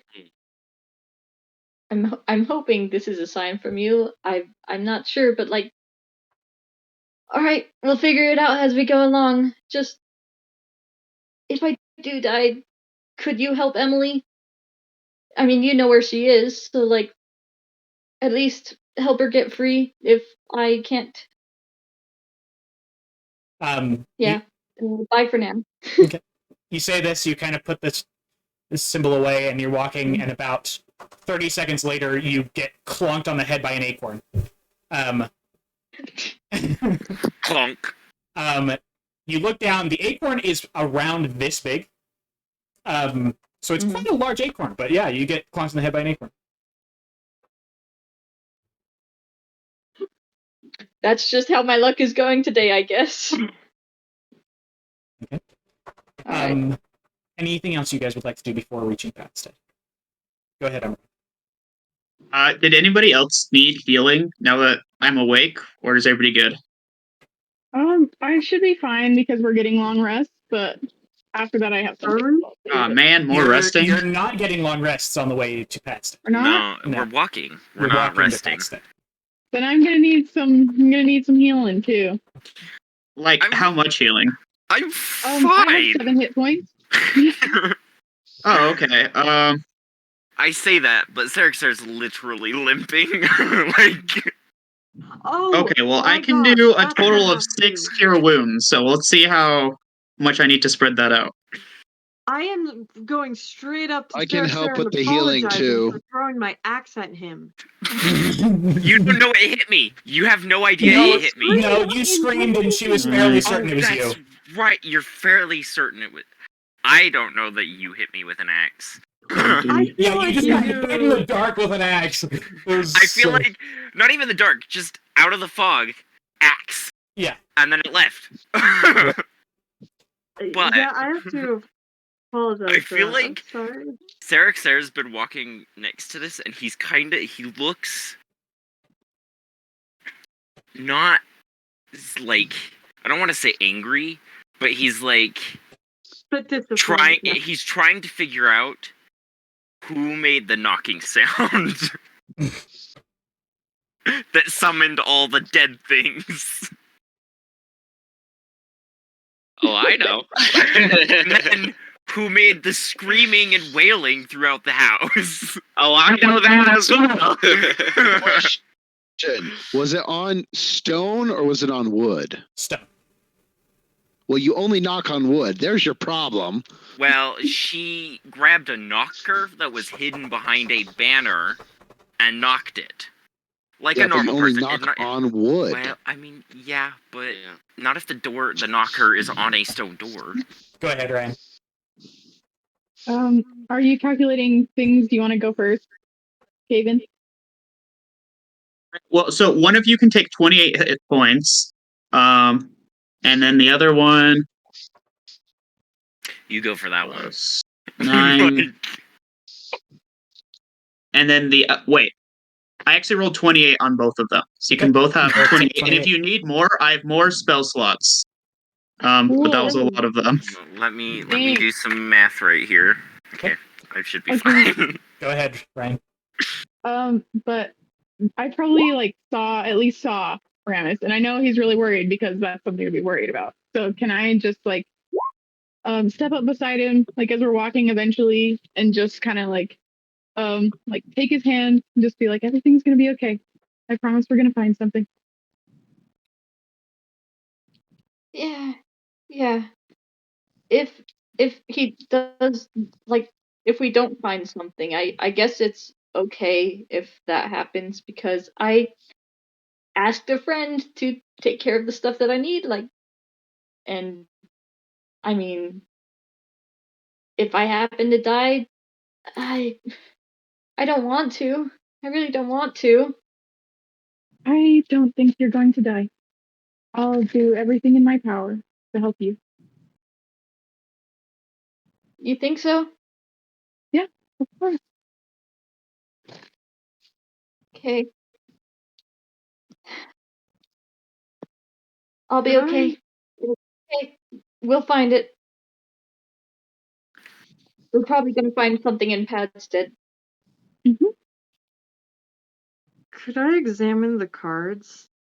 Yeah, we'll do that in just a second. First, we're gonna go with TC.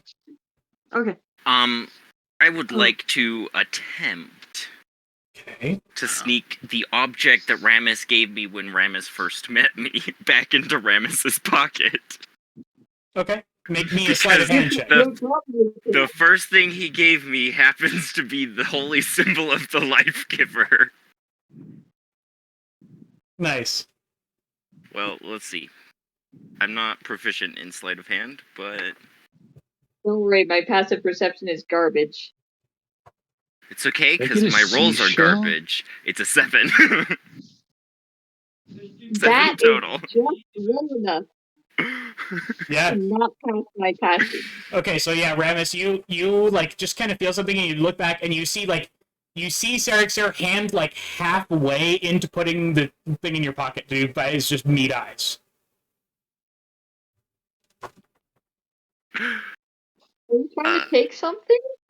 Do you need something? No, I was returning something that I thought you might. He was just stretching. I was returning an object, He was stretching. and then he leaves. Yes, this wonderful stretch. Oh yeah, right there. Yoga, daily yoga, man.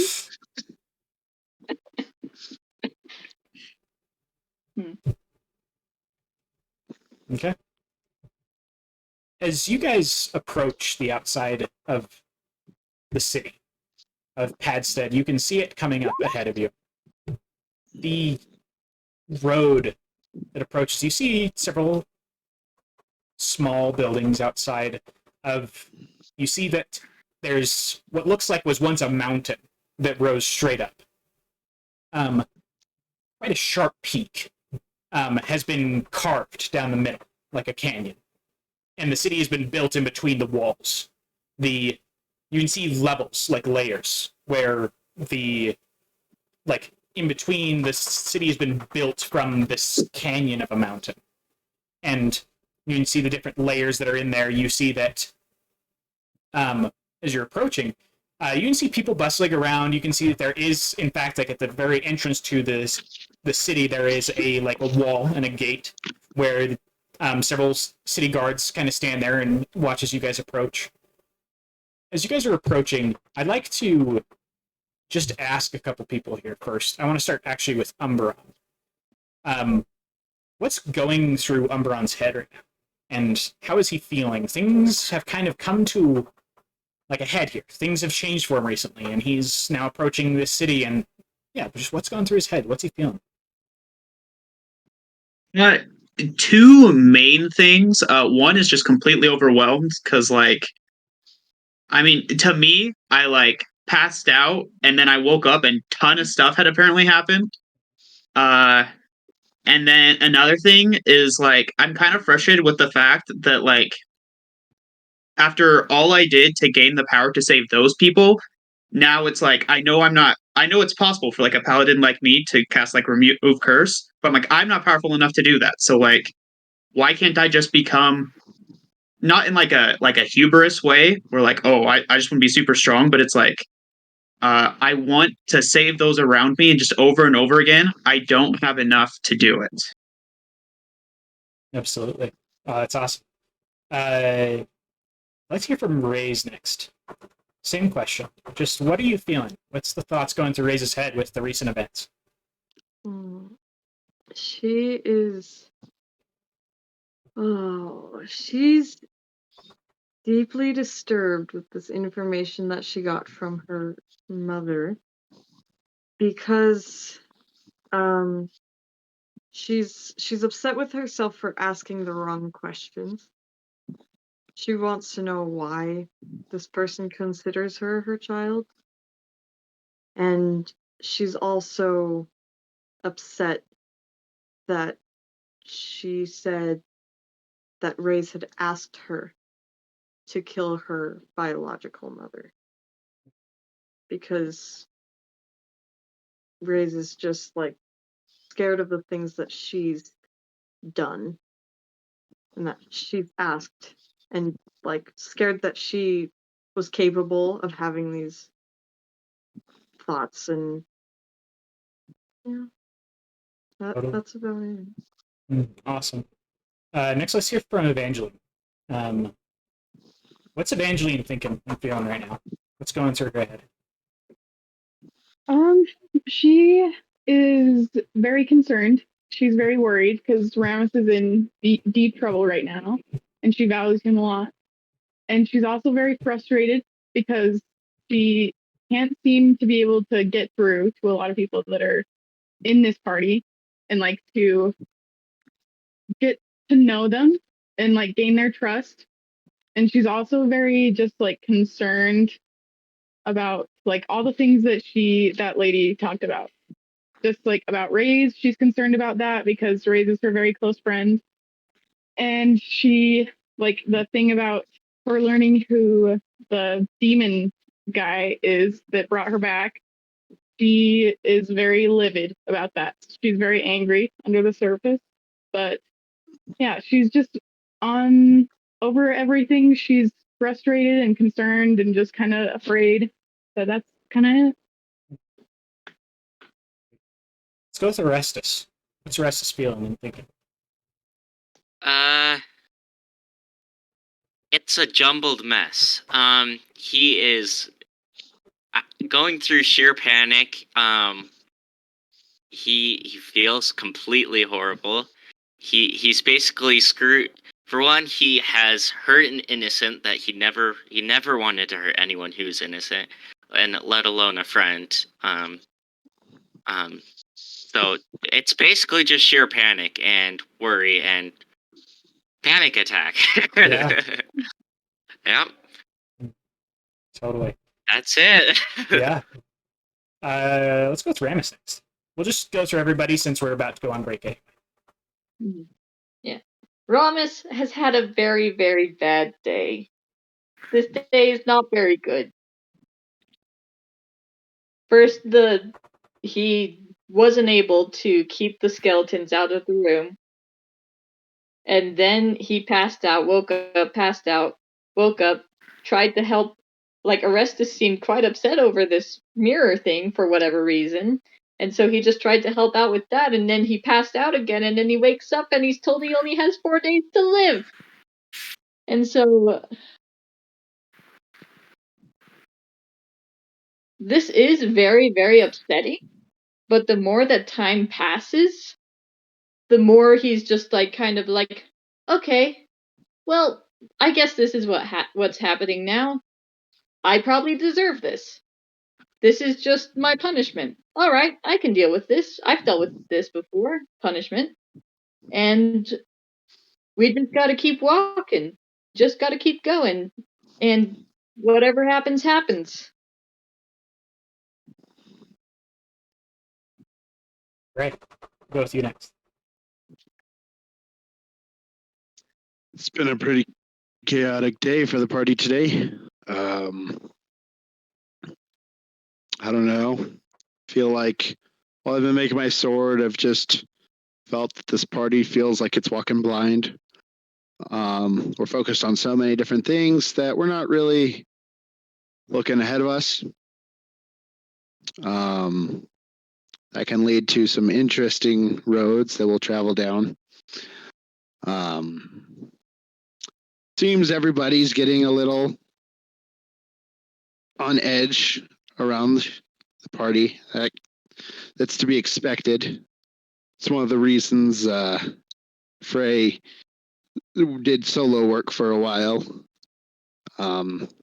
He knew that he could trust himself and that whatever happens. But he's liked being a part of this team for a while. He wants the team to continue, so he's going to do his best to keep it all going. And he finished the sword. So Yeah. yep. Okay, we'll get to that as soon as we come back from break. But yeah, it's awesome. All right. We're gonna really quick. We have one more person. We got TC here, so we're gonna go with him. Real quick. I was like, did we forget Maybe. someone? No, we're good. I was hoping you just glazed past. TC, I know you're trying to hide from me, and you can't hide from me. I hold you prisoner here. I'm hiding. I'm gone. Okay. I don't know. He's kind of more. He's more distracted. Because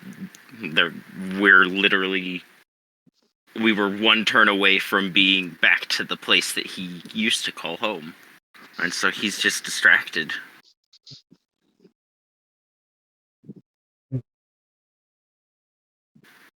That's awesome. Totally. All right. Well, everybody will be back in 10 minutes or so, and we'll come back and jump right back into their entrance into Padstead. So we'll start there. See you guys in 10 minutes. Thank you. Bye.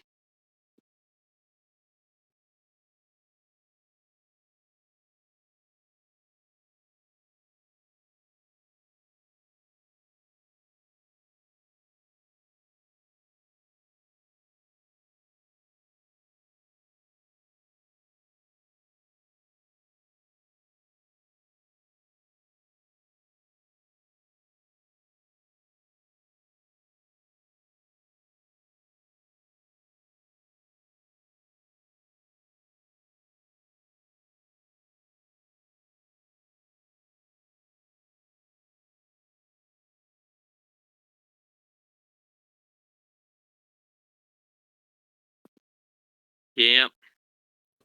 All right. We're back. Okay. Just as a quick recap, our party is just approaching the outside of Padstead. The city itself, as you guys are approaching the outside gate, you see that there are 4 guards outside, 2 on either side of the gate. You also, as you're approaching, the sounds of the city hit you. You can hear children playing and the sounds of the opening and closing of doors, yelling between people, vendors shouting their wares. You can smell the smell of people in enclosed spaces, but also food, deliciously smelling food inside. And you also smell the interesting smell of the mix of the close people in a city, but also of nature, as it's a part of the mountain. As you guys approach the gate, you watch as they let a party in, like a group in a caravan in front of you, and then you watch as they stop. You see that there are 2 carts in front of you waiting to be admitted. One of them appears to be a farmer of some sort, just seems to have some vegetables and things in the back of his cart. The one directly in front of you, you do notice that it is a carriage of sorts. But inside is, you can see it's filled with what appear to be boxes of some kind. And you can see that the group seems to be on horseback. You see a woman that is in a black, like a purple, almost black kind of a dress. A little bit more form-fitting than the usual you see in these parts, but not fully tight. And she's sitting side saddle, and is just looking forward. You can see her currently shuffling a large deck of cards. And she's sitting, and you can see in her black hair with a purple streak through it. You can see that there is what might be a crow or raven's feather, but a little bit too long, too large of a feather that's just kind of sticking out from her hair, and you see a shawl that she has on her that is also filled with smaller versions of these black feathers. As she's shoveling this, you see that directly. You see that there appear to be two guards wearing armor you've never seen before, of a different type. It's a kind of plate that fits together beautifully. There don't appear to be any chinks in the plate or in the armor. And you see that the final person with them is a man who's a little bit more lithe than he is strong. A man, you can see the darkened skin from just hours in the sun of this man, and he has kind of graying hair, kind of a brownish going into gray. He's sitting there. You can see that on one side of the saddle, you can see a rifle is in a holster on one side of the saddle he's sitting at, and in the other, you can see there's a longsword that's sitting there. He is currently, you can see he's kind of wiping his brow with a cloth as he kind of adjusts. What he doesn't appear to enjoy a more formal suit that he doesn't appear to enjoy. This group is in front of you. You can see that there is a flag, kind of a livery, I guess, that's attached to the side of the saddles of the two guards. And you can see similar symbols around the woman's neck, and you can see on the man's shoulder is another thing. It appears to be a bird rising, and the wings out to the side in flames going to the side. And you can see what appears to be a tower behind it, or the turrets of a castle. Do I recognize that symbol? Make me a history check. Okay.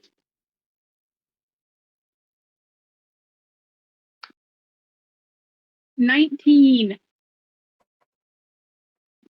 The symbol is familiar, but you can't quite place it. It's not from the... It's not... I need to say this right, so I don't mess it up. Give me one moment. You can tell it's not Tyar.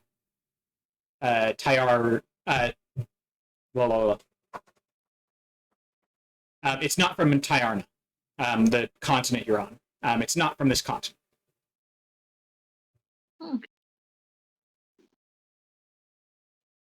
Sorry, I can't hear you, Landon. Playing cards or like tarot cards?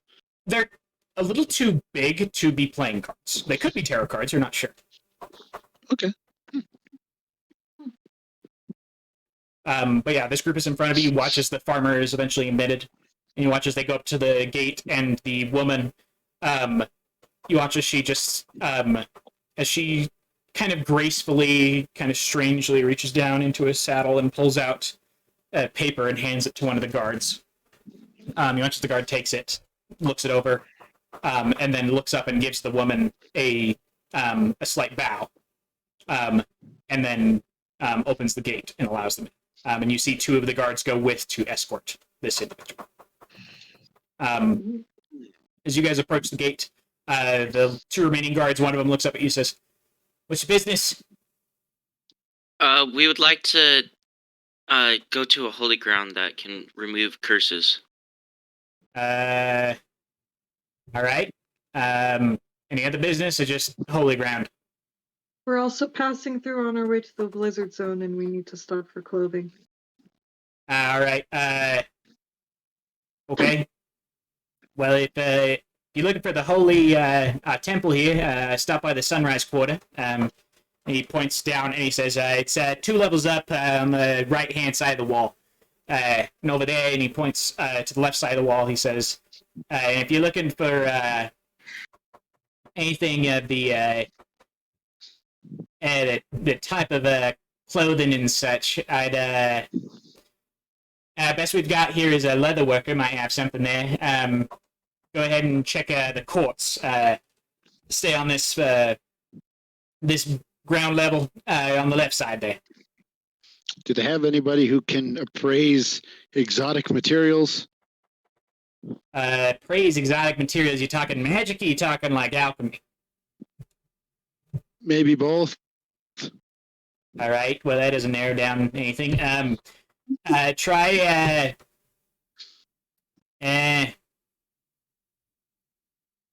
You could try Blackgate. Look for the alchemist shop in Blackgate. And he says, 4th level on the left side wall. And if you're looking for, we've got no one who just deals in magic items, but someone who deals with some mundane magic. You could try. Let's see. Stay on the. Go to the 2nd floor, 2nd level on the right side wall. Over there in Eastgate. Eastgate. Okay. And if are you planning to spend the night here, or are you just passing through? We'll see. I believe we'll probably be staying. If you're looking for an inn, try the Illusioner's Corner. It's up in Silvergate, 4th level over there, on the right side wall. Thank you very much, sir. Of course. You can actually see the Illusioner's Corner from here, and he points, and you can see up through. You can see some of where the buildings connect. There are actually holes in between where you can see through and up. And you see that there's a building, the inn has been, it literally spans the 2 walls and connects in the middle. And it's just this big inn that's been built there, made of stone. Looks almost like it's almost, if you can think of Harry Potter, like the Weasley's house. It looks like it's not meant to stand. It looks like it should fall over. But it's there. It's still sitting there. Anything else you need, or anything? You look like adventurers looking for work. Not currently.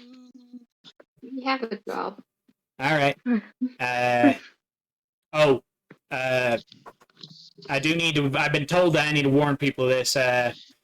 Just be careful going through the town. Just if you hear of any strange deaths around or any strange disappearances, those should be reported immediately. And if you see anybody who looks like a tiefling, not tiefling, sorry, a changeling, black suit, briefcase, don't get in her way. Or the one with the dragon, I wouldn't deal with her either. They're here under official business. Woman with the dragon. Which dragon? Do I know this woman? Are you asking this? To the DM. Do I know of a woman with a dragon? You know that the only one who would be the only person that you know of, he just said dragon, so it could be a Drake Warden, similar to what Sarek is. But if it's anybody who's not just a Drake Warden from normally around here, it could be Rella. Rella is known as she's basically a for hire detective. Oh. You also know that her dragon's name is Fig. Aww. And what about the changeling lady? Evangeline, that would stick out to you. You know who that is. Yes, I do. Do I know what kind of dragon Fig is? Sorry. Fig is a Titan dragon. Titan dragon. Cool. That's Well, I probably go into the probably. Sorry. You're fine. You're fine. You just interrupted me, and I don't like that. But just head on in and do what you will. If you're headed to the temple, easiest way, head over to the right side wall. Right over. I'd go near the end of the city. It'll take you about 10 minutes across the city from here. I'd go there. There's lifts in the side wall. Arcane lifts. Take one up all the way. Sound good? Yes, thank you very much. Of course. You're free to go on in. Oh, and be careful. There's a party here from Sefit. Just be on your toes. All right, have fun. And he opens the door. They push open the big stone gates, and you guys pass through into the city. I'm gonna head my way towards the temple. What level is the temple on? 2. Second level, near the right wall. Yeah. Is that near Eastgate? So Eastgate is, I believe I said it was on the third floor. Third floor. But the same wall. Wait, Okay. is it on the 3rd floor? I think The temple, is that what you're talking about? the temple. I think No. no. He's talking about Eastgate. Eastgate, I believe, is on the third floor. The magic shop dude is one level above the temple. So while you guys are at there, I might be going to the magic shop dude. Okay, sounds good. All right, where are the rest of you guys headed to? I know Ramus and Orestes, I think, are going to the temple. I would I'll also also I'm go going to the temple. too. I think everybody's going to the temple. Except for Freddy. I Because he's will. mean. No, I'm going to stay at the temple. Okay, you guys will all go there. Okay. Yeah. As you guys get up, Okay then. as you guys get up to the Sunrise Quarter, you can see immediately why it's called this. Unlike most of the other levels, it spans to the other side and allows for there to be a kind of stream of people. But this particular section of the wall has been left open on the third level, with the above it also being left open so the sun can hit it when the sun rises each morning. Cool. The buildings are also made of a particular bronze that you assume that when the sun hits it in the morning, just sheds the bronze light across the whole city. The temple itself is what makes up most of the Sunrise Quarter. It's a large building, mostly built into the stone of the mountain on the inside. As you approach, you do notice that the above the door there are what appear to be only 4 symbols, not the usual 8. Or, sorry, I think it's 9. Yeah, really quick.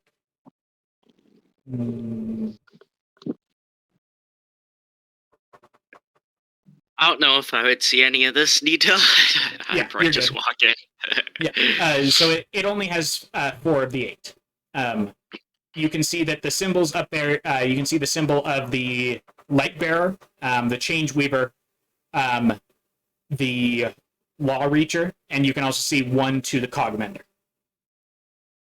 There's not one to Vita? Wait, could you say them again? Sorry. Yeah, you're good. The cogmender, you can see that. You can also see that the law reacher is there.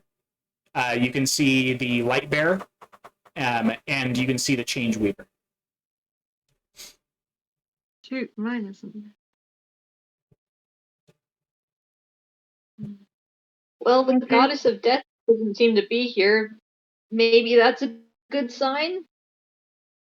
Yeah, maybe it is. Let's go see if anybody can help.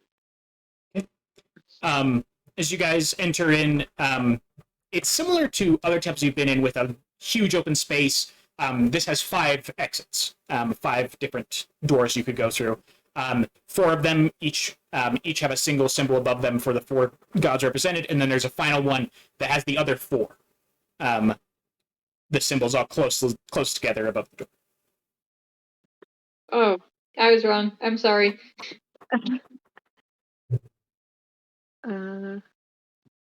Is there like a god associated with healing?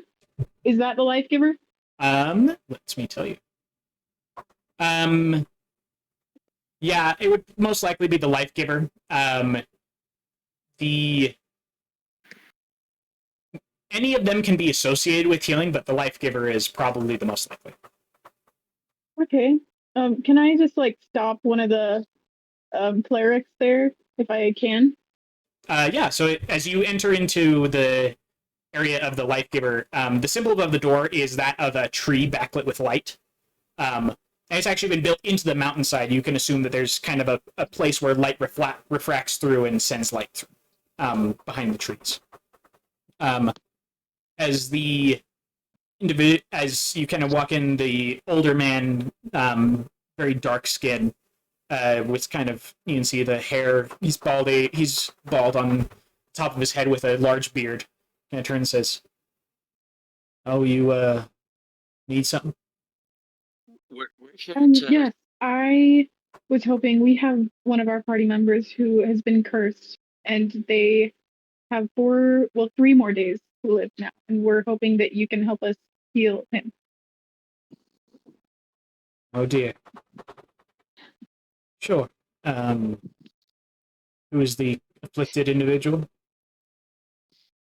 Yeah. I'm gonna pipe down and be like, "This is the item. It needs to be destroyed. Okay. This is the cursed item that's done it." Okay. He kind of looks at it, nods, and then he says, "We'll get to that. Come with me." And he just he steps in, and you can see that there's a place. You can see that the inside of this area is covered in trees. Inside, and plants that grow around vines. You can see that they've actually been somehow moved and made to grow into chairs and places to sit, of like the wood and different things of natural stuff. And he has you, Ramus, just sit down and lay down on one of the benches that's been made here. Is it big enough? Yeah, it is. Yeah, probably fine. As you lay down, he just kind of leans close, and he just kind of examines and kind of looks at your face, and he takes your hand and kind of looks it over. And he says, "Okay, give me a moment." And he stands up and he walks off. About 5 minutes later, he comes back, and he's got a small bag, sets it down. You see him pull out what appears to be like a small powder of some kind, and he just kind of, he takes it, and he pours some from like a vial into one hand, and he kind of crushes it, and then lets it go, and like just kind of lets it go over you. And as he does, you feel as and each of you notice and watch as these the ghostly chains appear. Mm-hmm. As the chains appear, you see his brow just kind of furrow as he looks at it. And he Is it not? being cursed is never good. Give me a moment. And he reaches down and he starts pulling out items, and he says, "Give me a moment as well." And you see as he pulls out a small, the required components for sending, and sends a message. And you see him speak, and then a couple seconds later, another, what appears to be a paladin in full plate. Their armor, this like slightly greenish tint to the silver armor. It's a woman, Metalier. She's strangely just a little bit taller than Frey. And she's got, you can see there is an immense maul that's just attached to her back as she gets there, and she says, "You asked for my help?" "Yes, please. I could use another holy potential with me."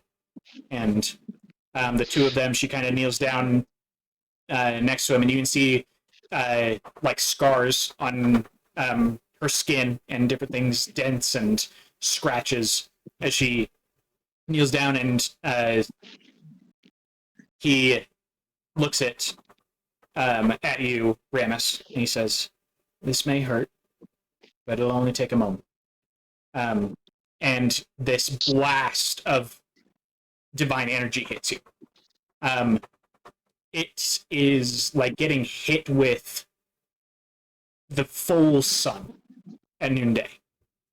So it's hot. It is scorching, but it doesn't seem to burn your skin or your fur. It seems to, like it's burning something away. And the rest of you watch as the chains slowly start burning away into ash and disappear. Eventually, when it stops, the old man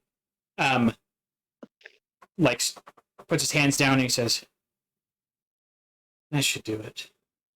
And then he just kind of like, you see as he goes to stand up and then just falls back to one knee, and just kind of puts a hand down. And the paladin puts a hand on his shoulder and says, "You all right? We'll be fine. Ida, would you please take me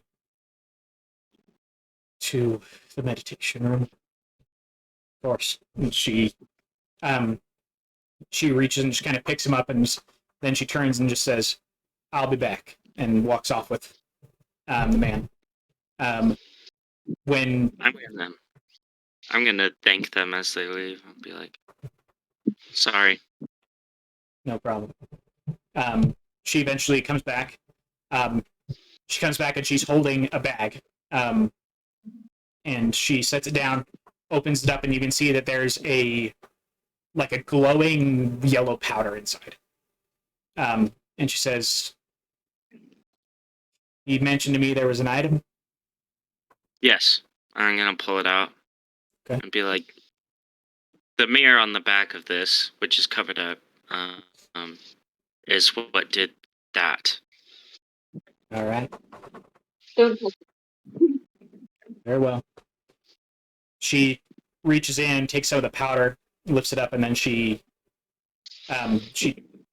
takes and she pulls the maul off of her back, and you watch she begins slowly coating the head of the maul with the glowing powder.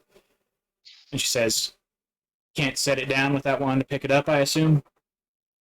Yeah, so you might have to hold my hand still so that I don't take it away before you destroy it. All right. You look like a big, strong one, and she points at you, Frey. Can I help too? Fine. The two of you just hold him when he sets it down so he doesn't go for it. Oh, also, he might attack you, so have fun with that. And she says, "All right, drop it." Yep, I do. Okay.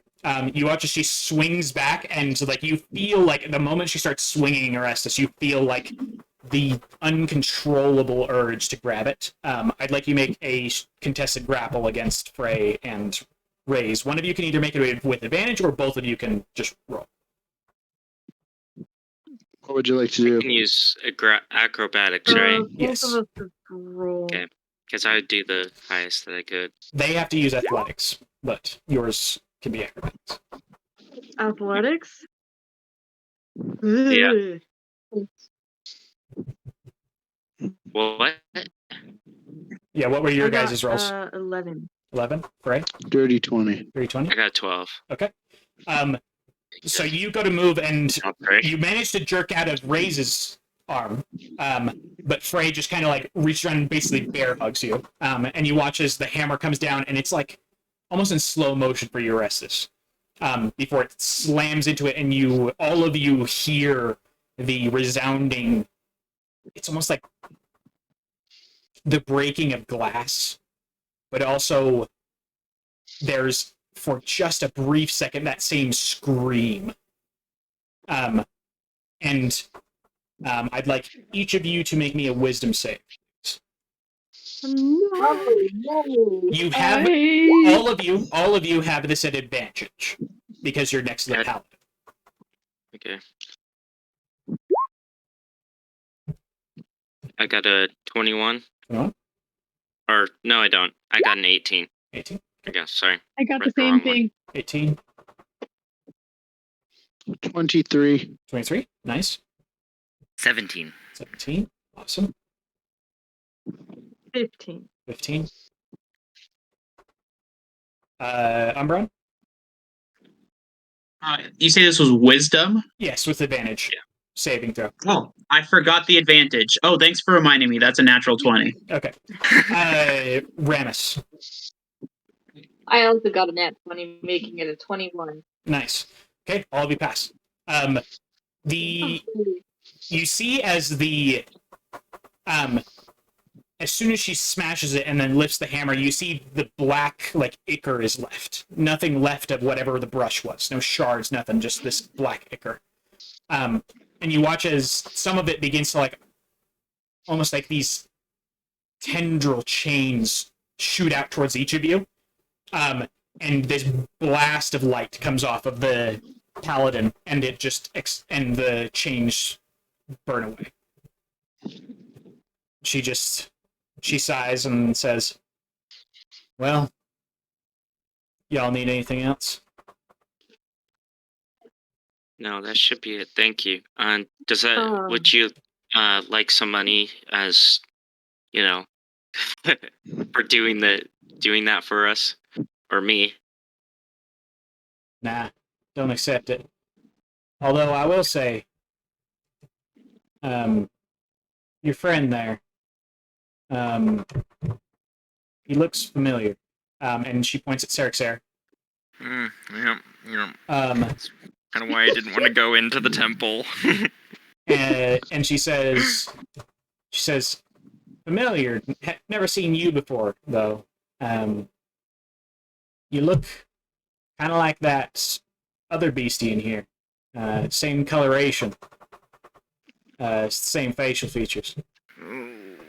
Yeah. Said he was looking for somebody, a younger brother. Nope. Nope. And You have a brother, Serixer. Like many people who have families, Shout yes. his name loud and clear. I don't shout his name loud and clear. Okay. You also, here she says, oh, and when I was walking back, I got handed this, and she holds up a small letter, and she says, I was told it's for you, and she holds it out towards you, Orestes. Yes, I was gonna actually go looking for that after that. I'll be like, thank you, and I'm gonna open it hurriedly. Okay. Remind me, who did you send the letter to originally? It was to my parents. Perfect. Okay. Opening it up, it is a response. There is actually 2 letters inside. So there's the letter from your parents, and another envelope has been shoved inside. Okay. The first one is from your parents, just a response. It says, we miss you, but hope it's all going well. And okay. It's also, did you ask for anything specific? Because I can't remember.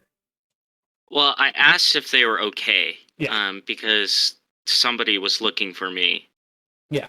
They respond to, from what we've seen, no one seems to be here looking for you. We're fine. Business is booming. A sigh of relief. Yeah. You do see that there is a PS in there, and says, by the way, your mother included, put some of that oil in here to make it smell like your favorite scent. Oh, So beautiful. You know what she's like. Hopefully that's fun. I hope, yes. Okay.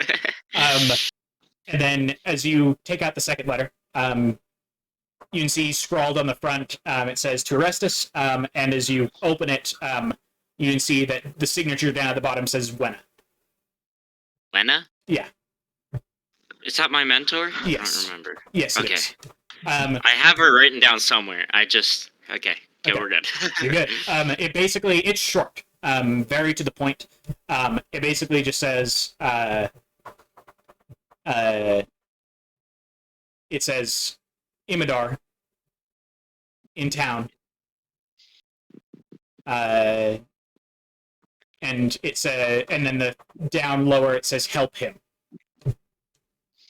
Do I remember who Amidar is? I don't. This sounds centaur. familiar. He's a centaur. You guys met. Right. I was like, why do I know that name? Well, okay, to be fair, my last mentor's advice was bring a brush. That did not go well. I like Imidar, so I am willing to try and help him. But still, I'm a little on edge. Okay. Raze, go ahead.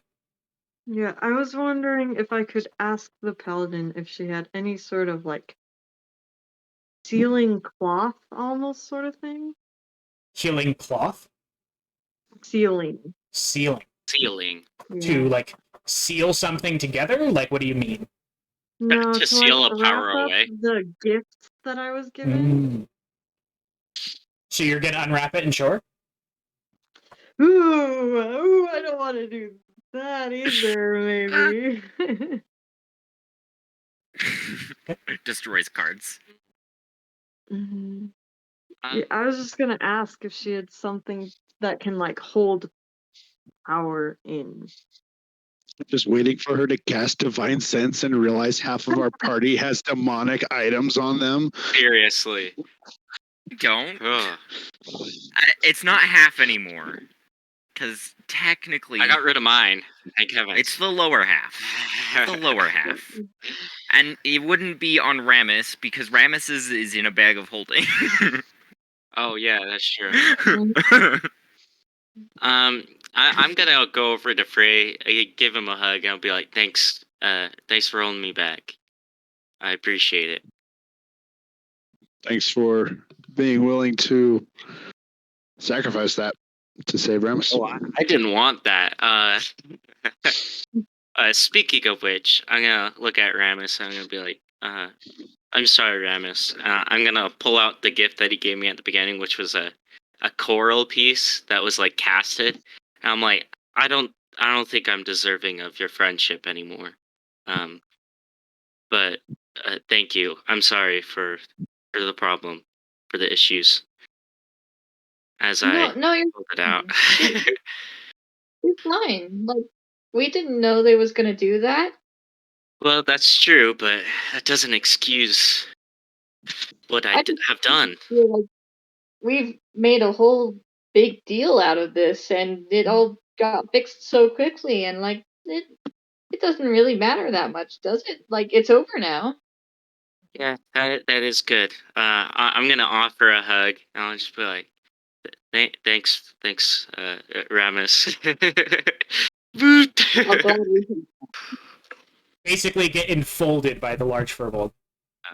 You are awesome, Ramus. Could I actually go to the room that had the 4 symbols?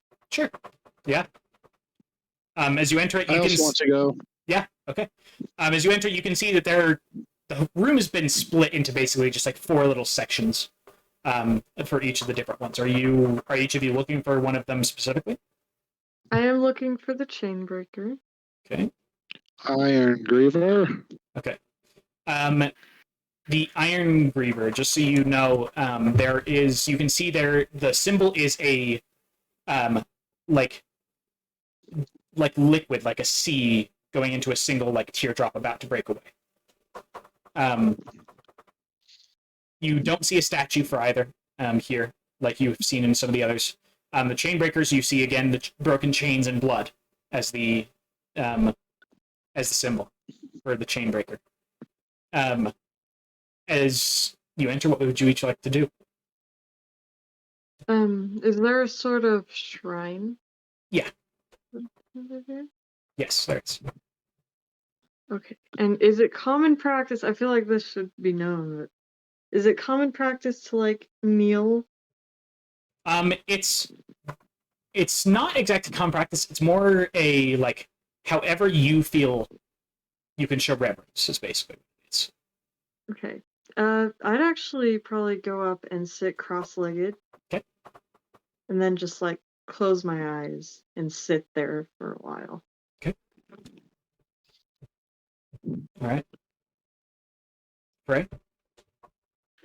I'm gonna head over to the chain screaver and basically just talk to them in my head.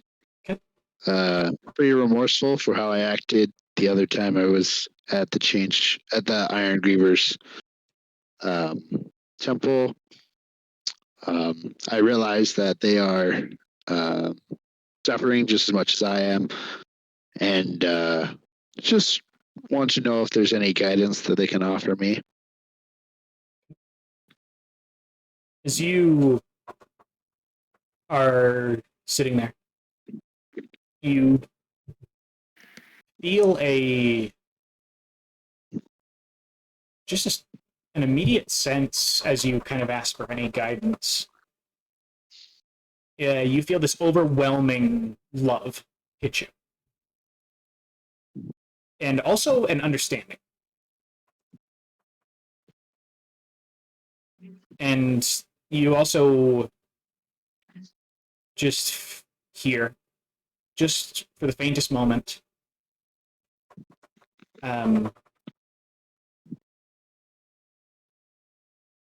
just a voice say just next to your ear. Just says,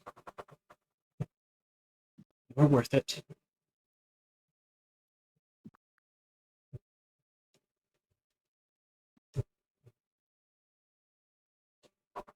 That's all you get right there. Oh, I have another question. Go for it. Can I pull out the chain necklace that I have Mhm. and just kind of look at it? I want to say, are these chains breakable?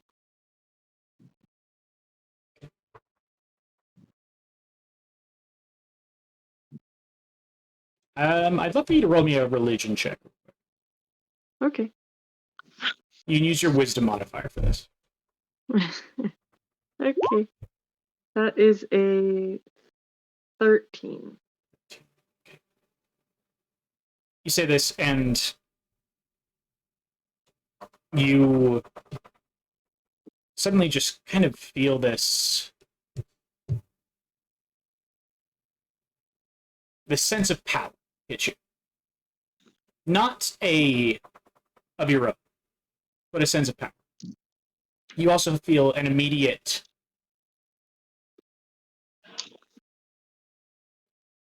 love hit you as well.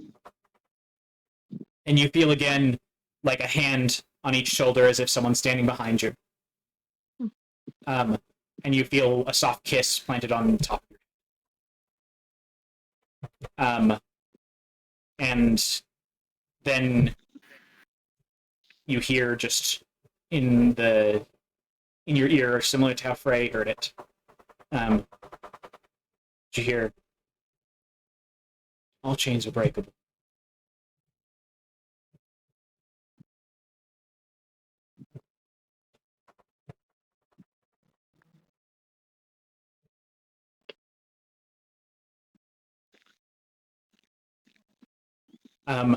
And as you guys kind of both stand up and are kind of about to leave, the two of you together, you notice one of the paladins that's in this room smiles seeing both of you, and he just says, he points at each of you and he says, "Chainbreaker, Irongriever." Yeah. Yes, sir. You do know those two are best friends, right?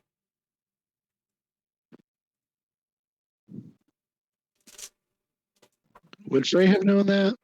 Probably not, but Oh. I'll just smile a little bit and kind of like walk closer to Frey too. says, "Don't forget it." And then he kind of like slaps you, Frey, on like the arm, and just says, "Just so you know, life's too short for contention." And he just kind of steps aside and lets you guys pass. Oh. Evangeline, go ahead. Can I just go buy clothes? Everybody clothes while Sure. we're doing this? Sure. We found clothes in a chest. Oh. No, we need for the lizard zone. It all made sense after I said it. I was like, oh, that's right. Okay. Fine. As you kind of go looking, so are you looking for the leatherworker? Yeah. Okay. Perfect. And I would probably tell like Umberon that I'm leaving to go find clothes. Everybody, clothes. Okay. All right. As you head up. Oh, go ahead.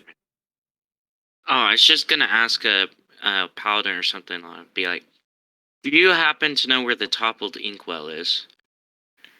That's normal. The I think. kind of like That's that in in Ormouth, isn't it? Well, toppled inkwell. Oh yeah, it is in Portmouth. I thought that's where we were. No, you're in Never mind. Padstead.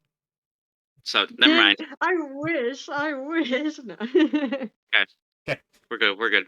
As you, Evangeline, head up to the courts. This is on the 4th level.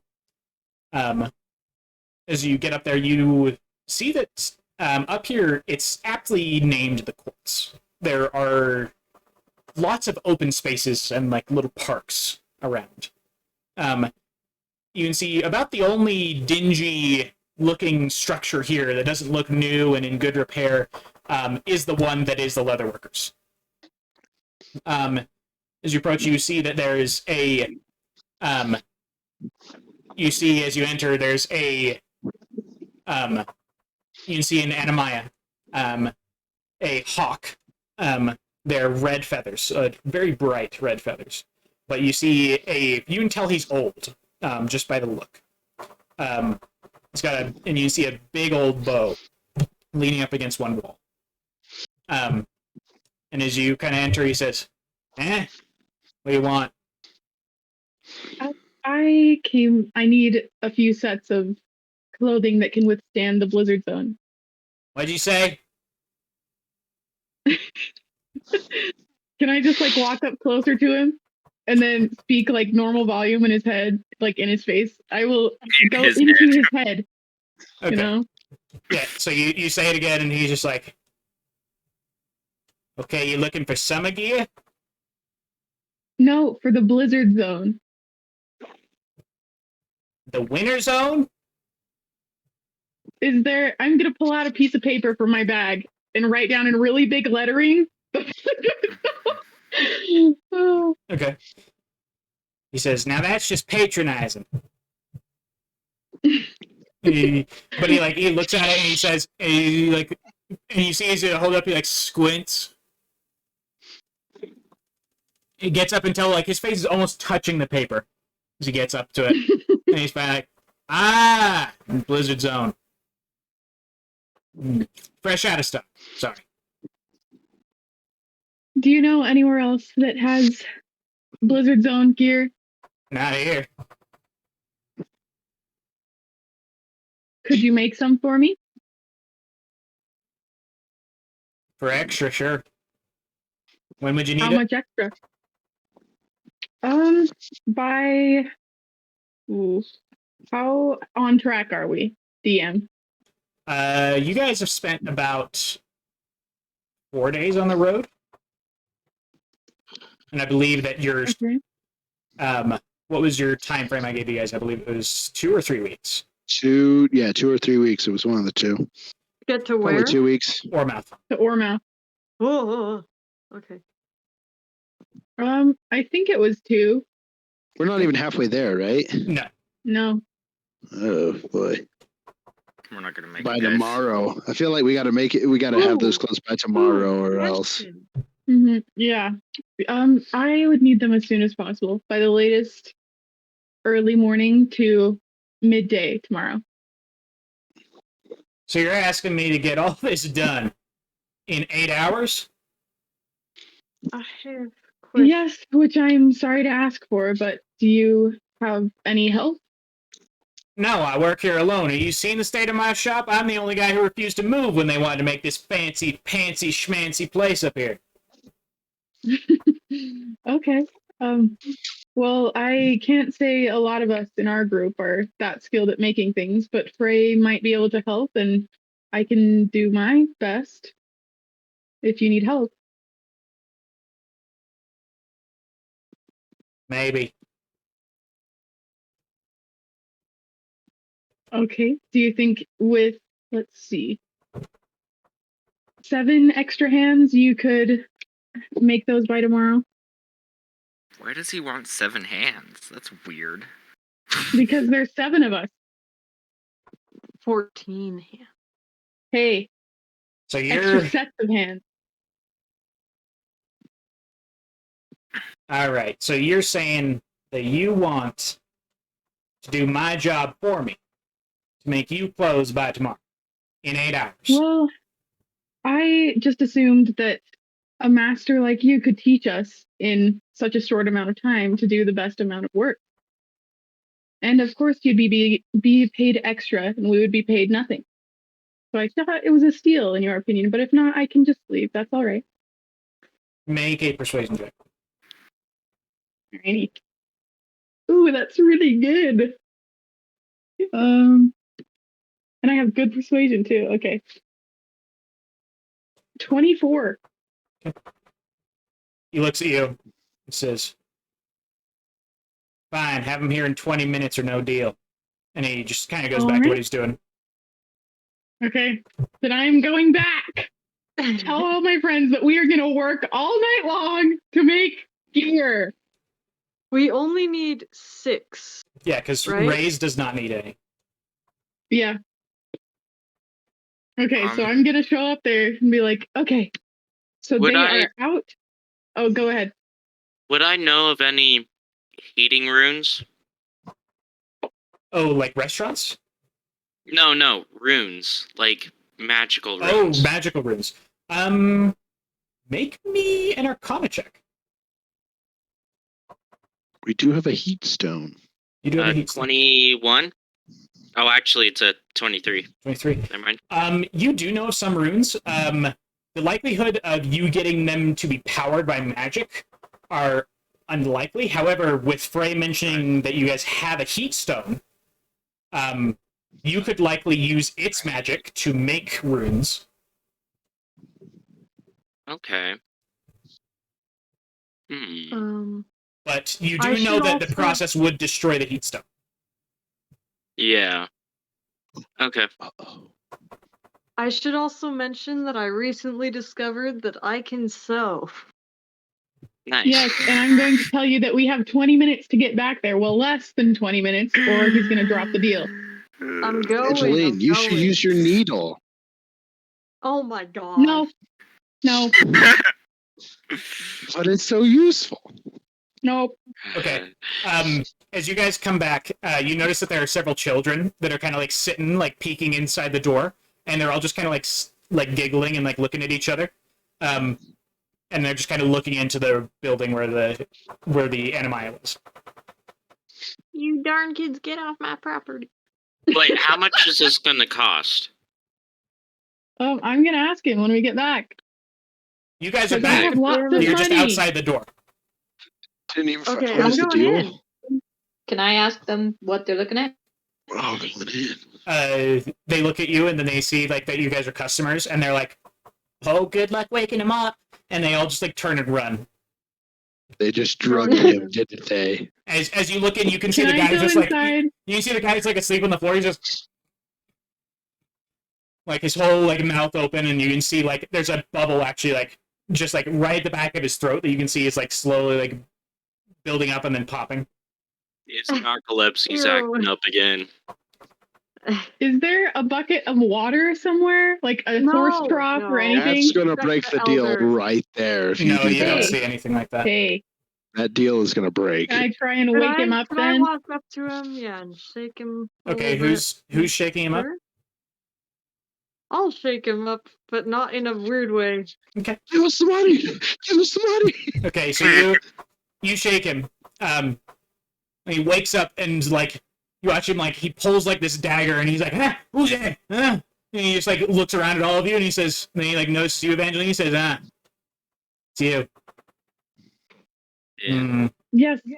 I needed to ask before we get started. How I much was really hoping would you would have just left and I didn't have to do this. I'm sorry, but things Yeah. often don't work out that way. But how much would you be asking for this job?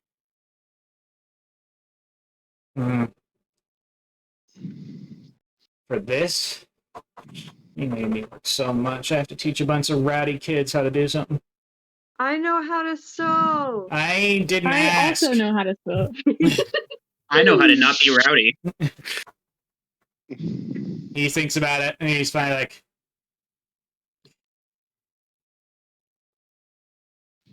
$20 gold. Done. For all of it? All Or of it. per? All of it. Oh, wow. Don't offer. Don't give him Okay. ideas. Don't say anything. It's for all of it. Well, Remington sound just Well, bad. yeah, We're make doing the sure. majority of the labor, so I think that's like a fair deal. That It is a pretty fair good. deal. You I could was just give him that chest of copper. That's Perhaps. kind of a dumb way to pay him, though, in copper. well, he's But kind it's of so funny. much copper. No, I'm gonna give him 20 gold on the spot. Drop him 20 gold. He says, "All right," and he immediately just like jumps into directing you all, and he like sends one of you to the back to grab material. He like forces you all around. I am going to say I'd like each of you to roll me a performance check, please. May I Yeah. add I'm pretty proficiency? Performance? You can add proficiency to this. Charisma? Okay. Oh man, I'm not proficient in this. Poor Frey. Well, Frey, you 19. can use survival because Frey, you would have patched your own clothes before. I have Okay. a -3 to performance. Then you can do survival too, okay? Jeez. Well, if you're using your proficiency, then it's nothing. It's just a then plus that's 0. 23. 23. Okay. 18. 18. I got an 18 as well. 18. 19. 19. 24. 24. TC. That's a nat 20 to a 24. Sweet. And And Ramus. 9. Sweet. Okay.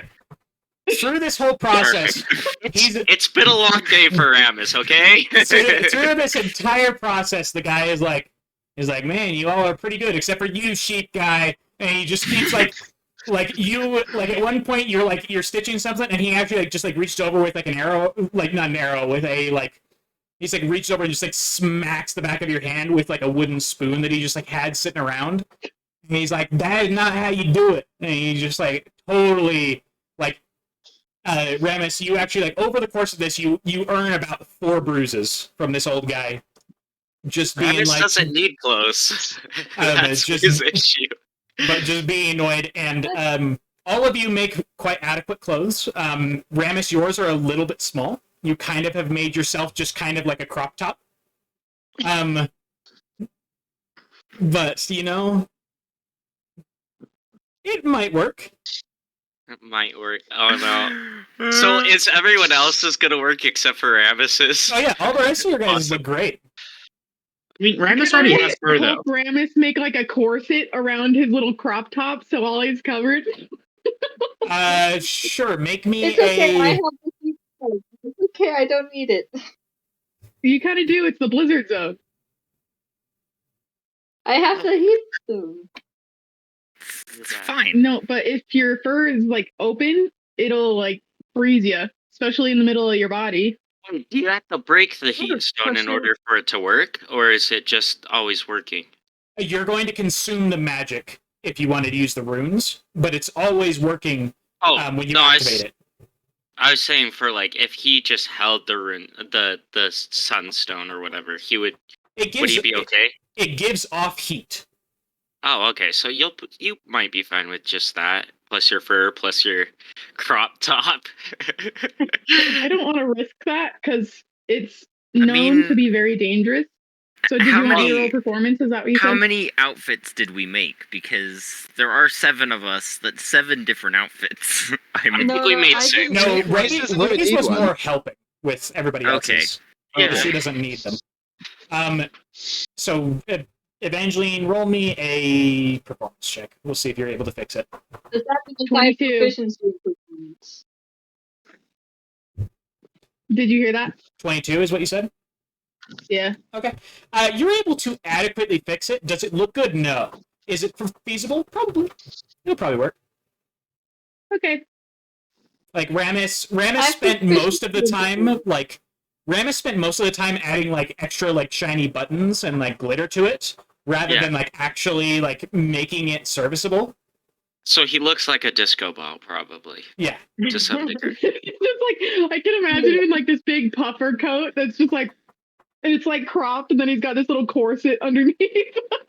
I'll look at Ramus. I'll be like, if it doesn't work, I could break the sunstone and make it so your clothing is nice and warm.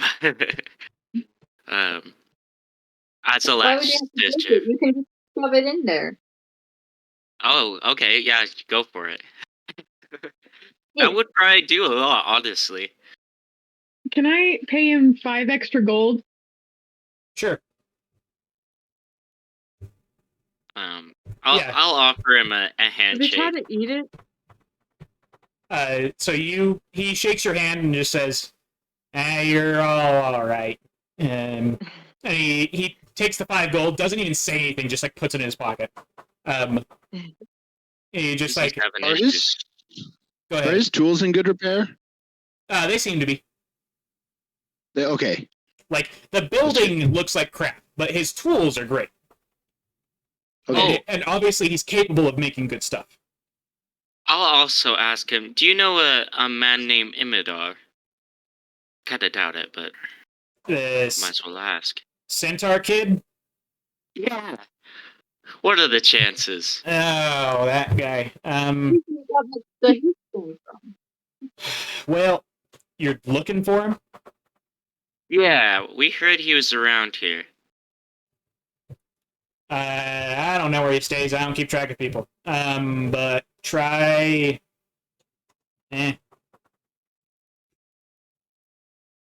I'd try the Illusioner's Corner. Okay. Do you know That's where we're going. which? Oh, that's where we're going. Okay, Mhm. perfect. That's the tavern. In. Thank you, sir. Can I shake his hand? Yeah. You shake his hand. He just kind of like, as you do, he kind of like looks you in the eye, just like you can see, like in one of his eyes, just like this big old cataract, and he's just looking at you. Can I ask him his name? I never got his name. Yeah, sure. He asks his name, and he says his name is Tack. Perfect. Thank you, Tack, for all your help. Sure. Now get out of my house. And he just kind of like, he just watches you, like, as you all leave, he like shuts the door, and you actually like just like about half a second later, you hear snoring. Love him. Damn. Oh, I love this guy. He is my spirit animal. Perfect. Alright. Well, shall we go to the tavern? Yes. Okay, just so you guys know, that took you guys all night to do. So right now Yeah. it's like 9 a.m. I smell exhaustion. No, we have to keep going. No, we can't keep going. But we're not even halfway there. Some Well, of I us think we were are ahead of dying. schedule when we went to do the thing at the castle, the mission at the castle. So we're probably still slightly ahead of schedule. I think we Yes. are. We're 5 days into 3 weeks, right? And we're halfway there. You're 5 days into 2 weeks. Okay, but that's still ahead of schedule. You are not halfway Are there. we halfway there? We're not Yeah, halfway. we're not. We're Oh, like 30% somebody of the way said there. that, and I blame them and not me. Okay, perfect. It could be reasonable. So just so you guys know, I'll tell you how close you are. You guys are about 1/5, 1/6 of the way there. Oh, we better get moving. Yeah, that We're doesn't. 20% of the way there, boys. At most. Yeah, that's not great. Oh, and I Let's wanted to. Is look there for like a- Imidar, because All I right, feel like you we guys look should. for Imidar. I'm gonna get a few things checked off our list of Oh, things I we need to never do even told you otherwise. guys why we're looking for Imidar. Yeah, you I didn't told- tell us, so why are we I looking told- for him? I got a letter saying that he was in trouble, to some degree. So that's why I'm looking for him. Okay, then I'll help you look. Cool. I So want to go to let's- Blackgate, What are you looking for in Blackgate? the alchemy shop. We're so behind Anyone wanna schedule. come Let's with me? go shopping. I don't know where I want to go. I'm keeping a low profile. Sayixer, up. come with me, buddy. I feel like I'm avoiding the inn. So I'm not going to the inn. let's go that way then. All right. Okay.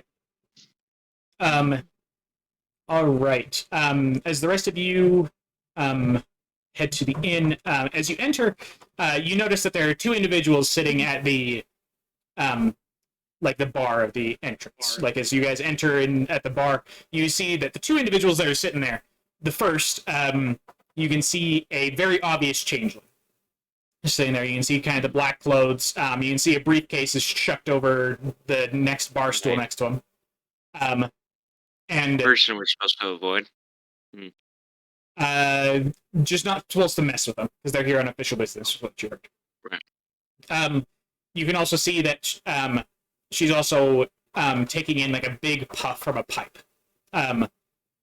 You also notice that sitting next to her is a human woman, leaned forward, just kind of like nursing a drink. And both of them are kind of sitting there. As you enter as well, like you kind of notice all this, and then you hear just kind of this heavier breathing, and you look up, and up in the rafters you can see a immense dragon is like has wormed its way up in the rafters and just kind of is laying there, and it's currently asleep, breathing. It is a this one is red.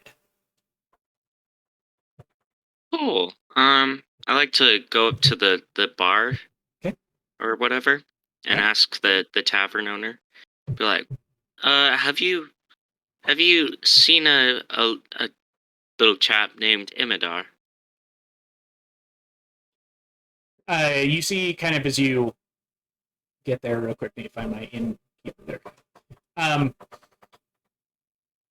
You see, kind of as you get there, a half-elf woman turns around, blonde hair, half the side just shaved, and but it's all this kind of a pixie cut look. Turns around and looks at you, and she says, "Who's asking?" Arestus. That's my name. What's yours? Name's Lucine. Nice to meet you, Lucine. So have you? Let's say I have. What do I get for it? How about a gold piece? Sure. I'll go for that. Yeah. Flip one out, slide it across the table. Okay. You slide it across the table, and she says, "Room 4. Try that out." Thank you. I'll walk over and knock on the. Oh, find room 4, and then I'll knock on the door. Okay. All right. Can I stay down at the tavern? That was the detective lady who's at the bar, right? Yeah, Fairy. Okay, I would like to sneak in there, but you can go with Wesley first. Okay. You head up to room 4. You knock. There is no response. I'll just be like, "It's Arestus. Do you happen to be in there?" You do hear something on the other side of the door, but the door does not. I'll be like, I heard you were looking for help. The door opens just a crack, and you can see an eye peeking through. It just says, and you just hear on the other side, boy from the showed up, teleported. That's you. Yes. All right. And he opens the Hi. door just enough to let you in. Yeah, I'll walk in. I'll be like, what's wrong? Okay. As you enter, the room is entirely dark. The shutters have been like closed, so there's no light, outside light coming in. And he just and so you can't really make him out very well in the dark. I do have dark vision. Okay, you do have dark vision. Yeah. Even with dark vision, it's a little bit hard to tell, but you can tell he's covered in bruises and cuts. And you can also see that there is he has a bandage wrapped around his thigh, like around his front leg's thigh. I'm all out of spell slots. I can't heal him. I'll look at him and be like, so what happened? He just And kind of he just kind of limps over a little bit to one of the to the bed that's there, and he kind of like slumps and kind of leans his head against the wall, kind of looks up at you, and he just says, "Can I trust you?" I believe so. You've paid me a service. I think I owe you one. As long as you have no ill intent, then yes, you can definitely trust me. How much is a life worth to you? A lot. I think death is annoying, to say the least. He leans back and he just looks at you. He's like one eye just kind of opens and he looks at you. He says, "All right. Well then, here." And he reaches down and he picks up a from he opens the top of one of the bed legs, and he pulls out a small piece of paper, and then he replaces the top, and he holds it out towards you. I'll take it and look at it. Okay. Inside it is a letter from Tanra. That says She was the shop owner, right? yes. Okay. That says it talks about a group known as the Shriek. Shriek. Yes. Interesting. That are that they currently have a load of cargo, and they're about to move from Padstead. And she's wondering, and the letter is just giving, it's rushed. You can see it's hastily written. And you can see that the last little bit of it, the paper is quite crumpled for having been in there. It looks like it was originally just shoved into the bedpost. Interesting. Do you know what the cargo was? I'd like you to make me a persuasion check.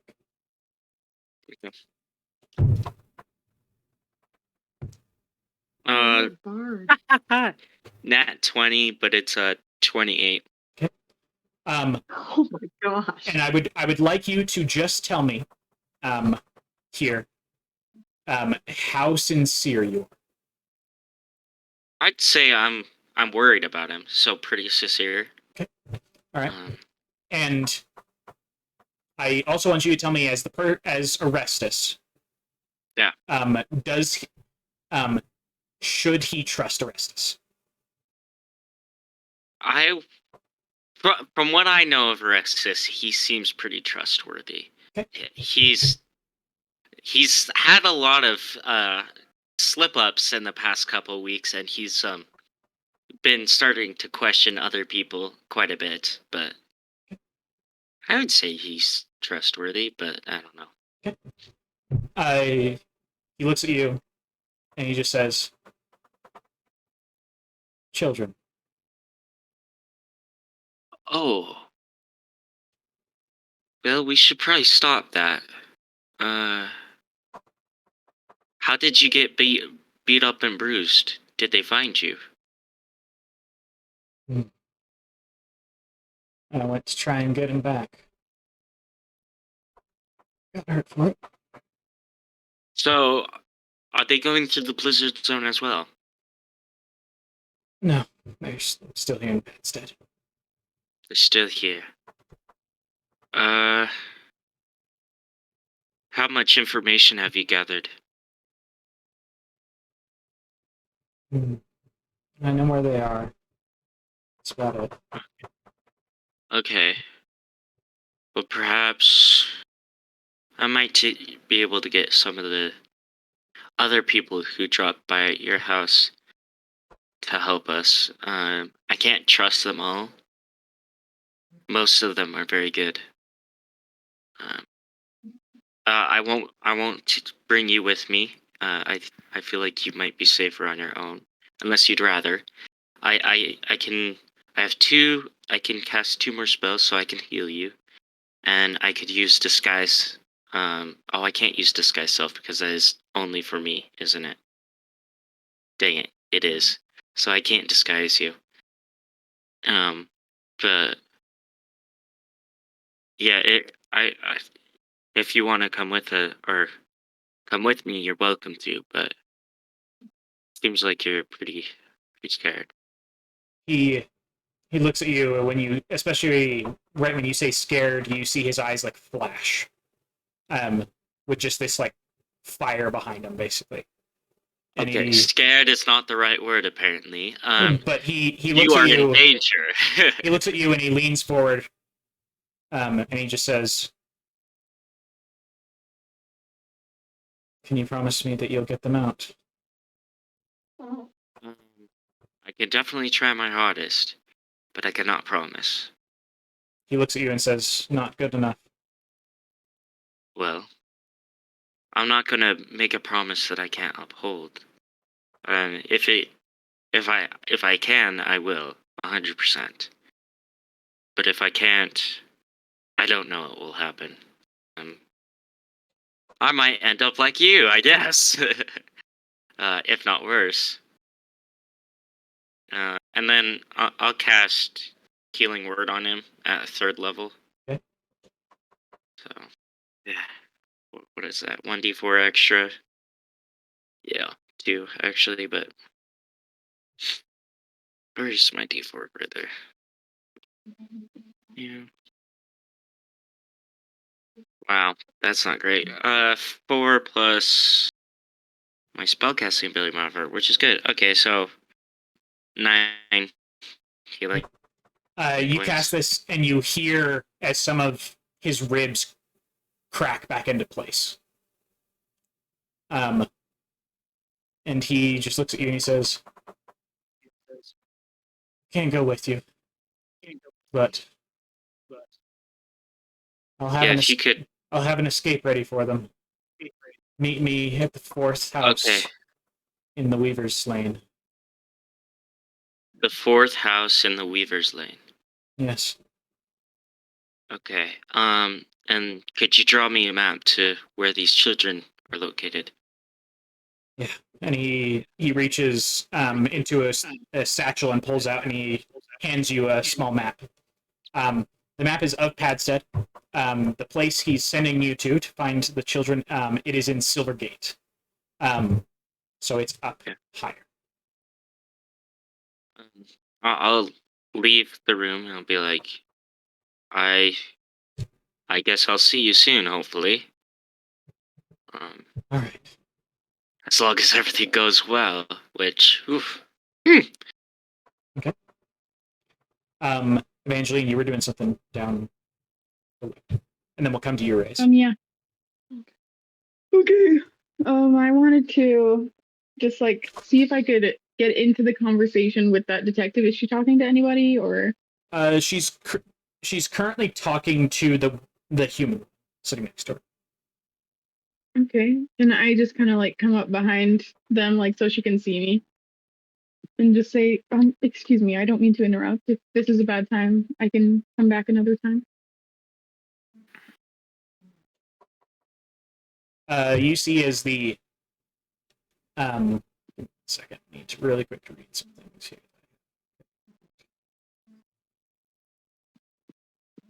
Okay, and this one.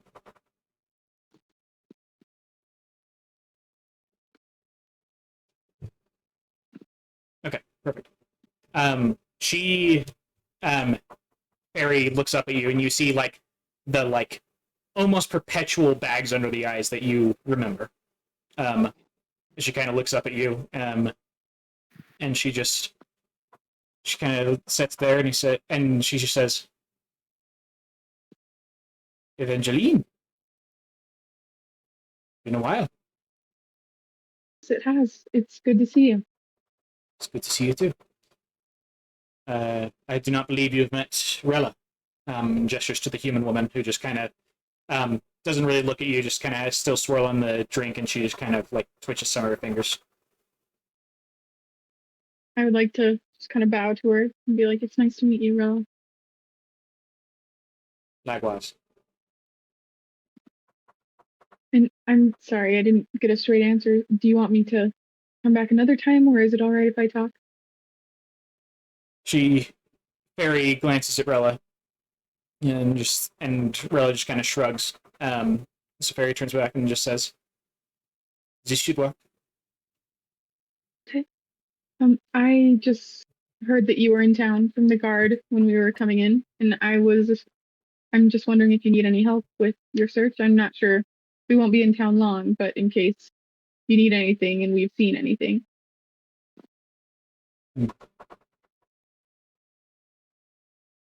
I'd like you to make me a persuasion or deception check. Why deception? Just your choice. If you're being sincere or not, it's your choice. Like, I'm sure you're being sincere, but in case you aren't, you're welcome to make it as a deception. Okay.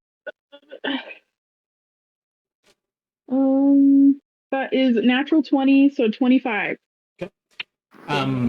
She looks at you, and you get the same look that you did when you first met Fairy, of this, just an X-ray. Like, she's reading not your body, not anything superficial. She's reading who you are. Mm-hmm. And then she looks and says, then she looks back at Rella and says, "This may be exactly what we are looking for. Especially since," and she gestures to the rest of your party, who kind of seem to be kind of meandering a bit in the kind of main area. She says, "Especially since you have come with some others, we could probably use some help."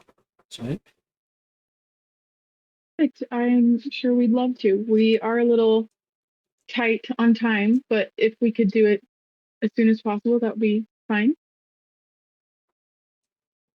Who is your, why are you tight on time? Employed by someone? Yes, our party is traveling to Ormouth with a supply for a friend. Who is your employer? What is her name? The lady I don't like. Darsa? Darsa. Okay. It's Darsa. Ah, Darsa. Interesting.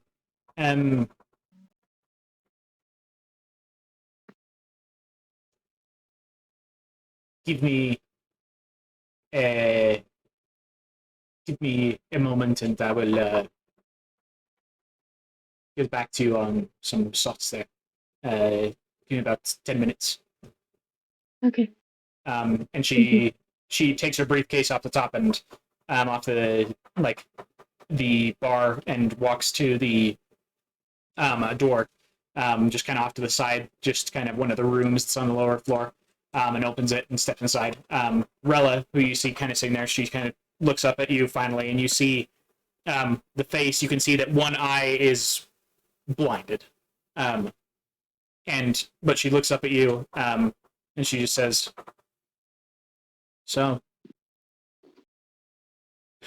you must be good friends with Fairy if she'd go and talk to an employer to give you more time."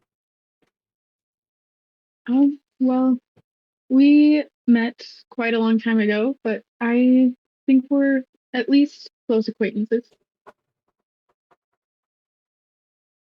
Might be more than that. She just kind of like looks back, and she takes a swig and just downs the whole drink, and then she sets it down.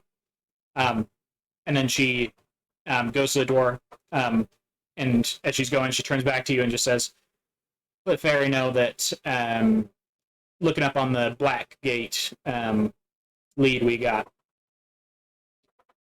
And then she just kind of whistles and then says, "Oi, Fig!" And you see the big, immense like dragon that's up in the rafters just kind of like snake its way down and out of the rafters and out the door with her, just kind of squeezing to get through. And she just kind of walks off into the morning there, and you wait about 10 minutes, and eventually you watch as Fairy exits again. Says, I have good news for you. Darsa is willing to extend you one more week of travel on your end as a favor to me for some help here for the next 3 days. You can either take me up on my offer and stay and help with particularly an investigation or two that we are currently in the middle of, or you can leave. Your choice. Either way, you now have 3 weeks. That is much appreciated. Thank you very much for that. But would you mind if I talk to you in private about this job? Sure. Come with me. And she goes back to that same room and opens it, and she shuts it, and she walks over and she grabs a chair and swings it around and then sits backwards on it and just kind of looks at you. Says, what would you like to talk about? I just wanted to check if this job was suited for us. We do have some things that might come up on the way, which a 3rd week would be good for. But if you wouldn't mind just telling me what this job that you need help is. Okay. There are 2 current investigations going on in Bedstead. The first is a string of recent disappearances across Mandanni and Tannac. The original disappearance was recorded in Tannac. The most recent, there were 2 recorded in Bedstead.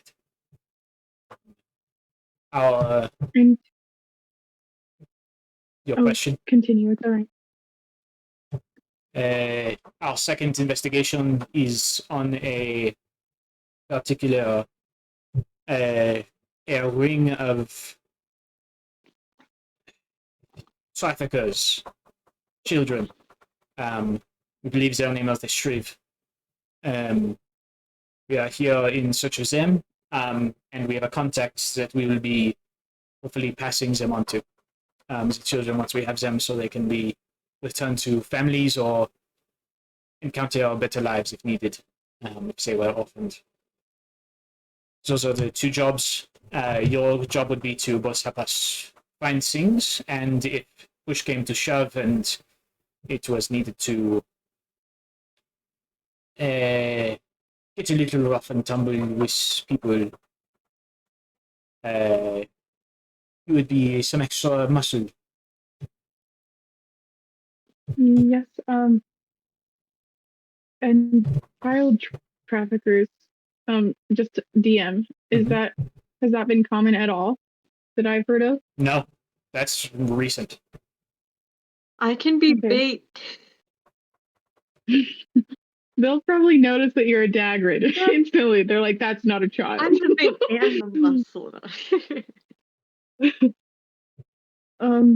Okay. Just personally, the trafficking of children comes first to me, but I would be willing to help in both. All right. Well, talk with your group, and if they are in agreement to stay for 3 days, would appreciate your help. If not, let me know. I'll be here. Do you know where Rella went? Do not see her. It's a bar. Yes, she said that she went to check on that Blackgate incident before she left. Ah, very well. And I see that Fig is gone as well. All right. Well, talk with your group. Let me know. I'll be at the bar. And she just opens the door and heads back out. Thank you. Have I walked down the stairs at this point now? Yeah, you'd be walking down the stairs basically at this time, since you guys were talking at around the same time. Okay. I'll be like, I have a job, so let's go meet the whole group. Okay. Okay. I believe that it was Serxer and Frey. You guys were headed to where? Oh, the Alchemist shop. The alchemy Oh, shop I have at just a Blackgate. question. Oh yeah, sure. Go ahead, Ray. Sorry. Do I know of any faster modes of transportation? Make me Between- a history check. Ooh, we don't like history. That is an 18. Okay. You do know of one. There's well, I guess you would know of two. The first that your client was not willing to pay for was teleportation. Your client is not willing to pay for that. Though, if you would like to pay for it yourselves, you're welcome to. The other mode of transportation that you do know of is you do know that there are a couple instances of dragon couriers willing to carry things. Hey, TC. Hey, TC and Viana.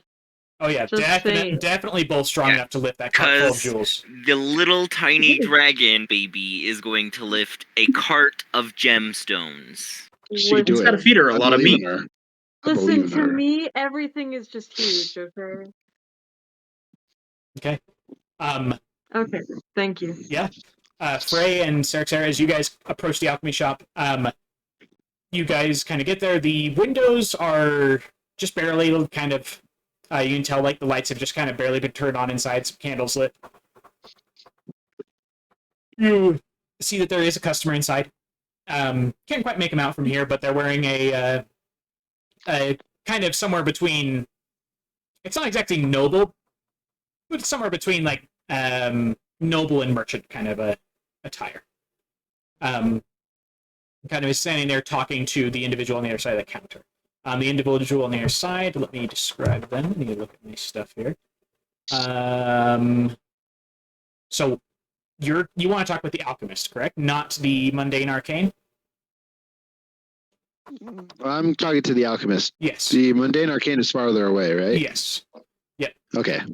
So you see on the other side of the counter, there's a shifter woman, bear-like features. You can see kind of almost a muzzle, kind of there, and you can see her. It's kind of like more like a brown bear kind of a look, and she's currently just kind of watching. Kind of seems to be talking to this individual on the inside.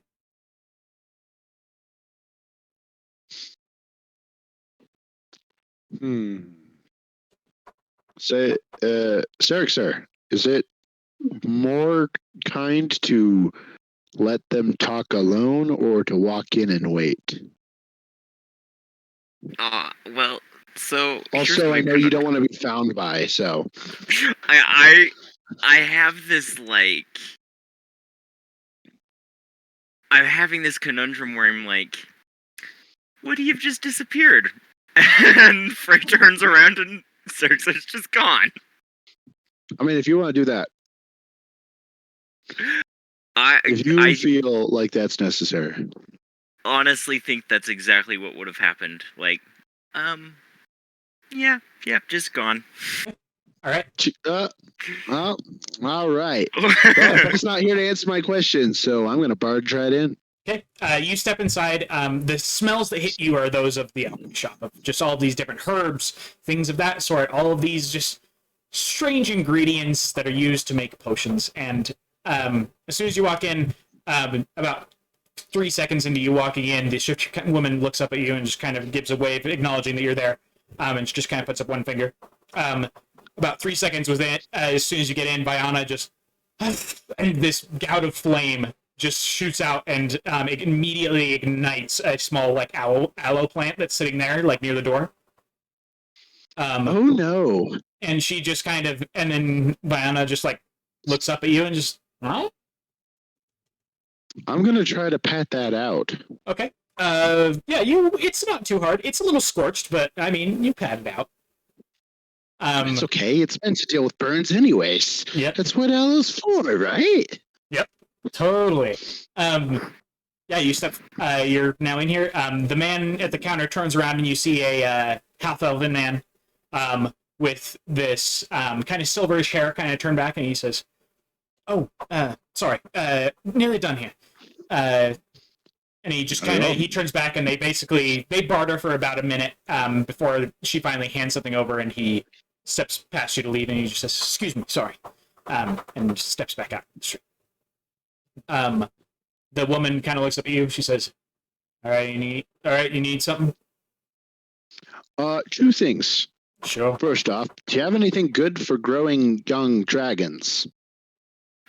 She kind of glances, and you see she looks at Viana, and Viana just kind of is staring at her, and just kind of just kind of looks at her, and she says, "Nah, dragons aren't my specialty, but let me see what I got. Your other request?" Do you know what this stuff is? And I'm going to pull out one jar of the blue liquid and the one jar of the red-ish powder.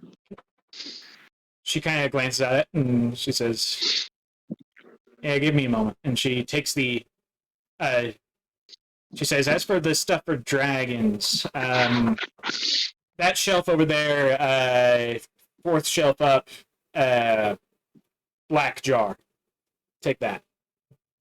As you kind of head over, you pick it up. It's the jar has been painted black. And as you kind of open it up and look inside, there's kind of what appears to be like a powdered herb inside. And she just says, as she's kind of examining the potion, she just says, "That should do. At least it's a natural stimulant. Should just help with the growth. But I don't have anything specifically for dragons. It just tends to work with most living things." Okay. Is Sixer, are you within earshot of me? No, he just dipped. Nope. I just totally realized vanished. I have no money. No money. I'm gone. I'm gonna put it back on the shelf, all Okay. nice. I'm gonna walk back over to her. Okay, I'll keep it in mind. Don't worry. Yeah. fair enough. She takes and she looks at the bluish.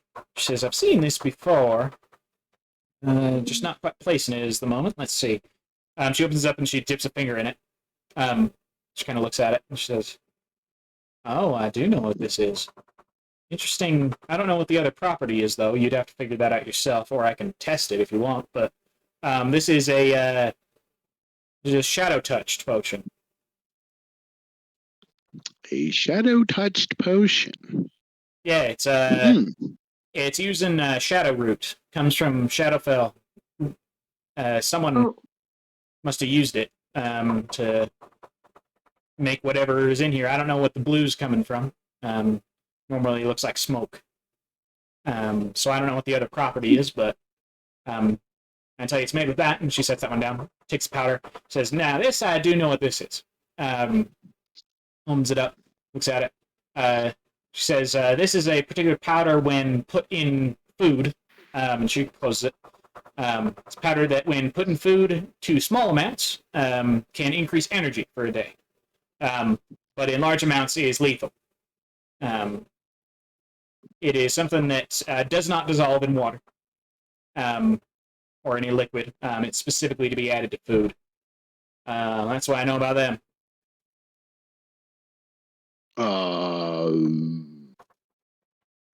Drugs? Drugs, apparently. And that was the same stuff that was on the lock, right? Yes. Okay. Do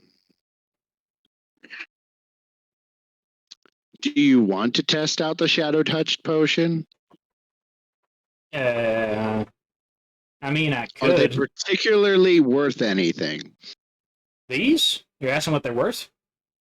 Yeah. Just for the shadow root itself, I'd have to know what the potion did to give you a real estimate. But if you were just giving me a shadow touched potion, just with if it was just the smoke coloration, no light went through it, I'd give you 50 gold a bottle, at least. But as I don't know what this does, I can't give you an estimate. I don't know what this does, and it might have been made useless by the fact that something was added to it. So I don't know. If I give you that bottle to test it, would you let me know what it did and you can just have it? Takes a look at it. Deal. And she holds out a hand. I'll shake on it. She shakes your hand. You're big. But it is definitely like shaking hands with a bear. Is kind of what it feels like. 'Cause she's just a burly woman, just huge. You know what? I trust this lady. She's got a good handshake. Okay, sweet. Sarah. I need to just know where you were headed. Because you just like straight up disappeared. I don't know where you went. Yeah, I just went walking. Okay. Roll me a d6. Boy. Walks right into the place that he gets recognized. That's a 6. Okay. So let's see. You're here.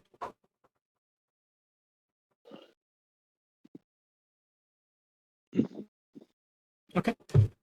Start walking. You eventually reach the wall, the left side wall. As you reach it, you see that there are some houses that have been built in here. Kind of stopping you.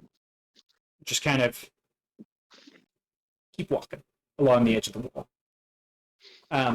As you go, you do notice that eventually, as you're walking, off to the side, you can hear the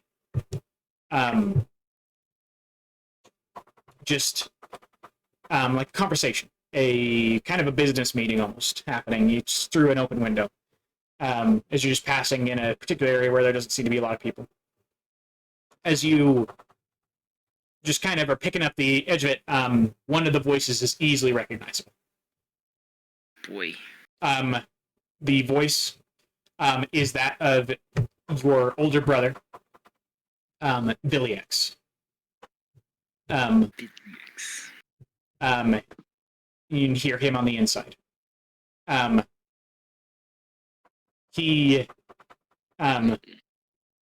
conversation, you can't quite pick up the words from where you are, but you can hear them, and you can hear your older brother's voice inside.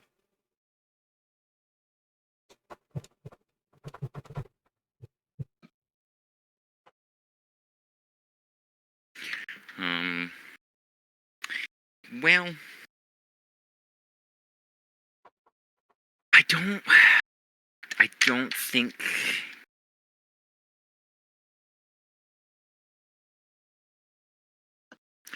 I'm curious to know what the conversation's about, but I don't think that Sarah would stick around to find out. Okay. So you're thinking you just kind of keep going? If he knows that his brother's there, he probably would return to Frey. Okay. All right. You head back and you kind of get there as Frey is stepping out.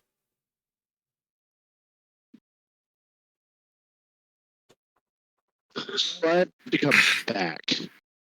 Huh? Right? Or do I know what it is? She asked you to just come back. She's not going to know for about 30 minutes at least.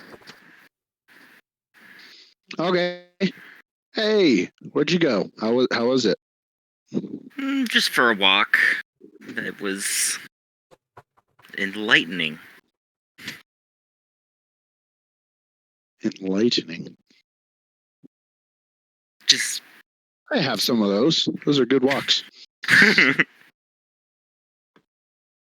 Well, I have to come back here, but I don't have anything going on. Do you want to go join the other party, or do you want to go explore a bit? we could go join the other members.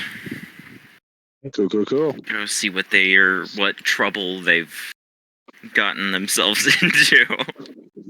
All right.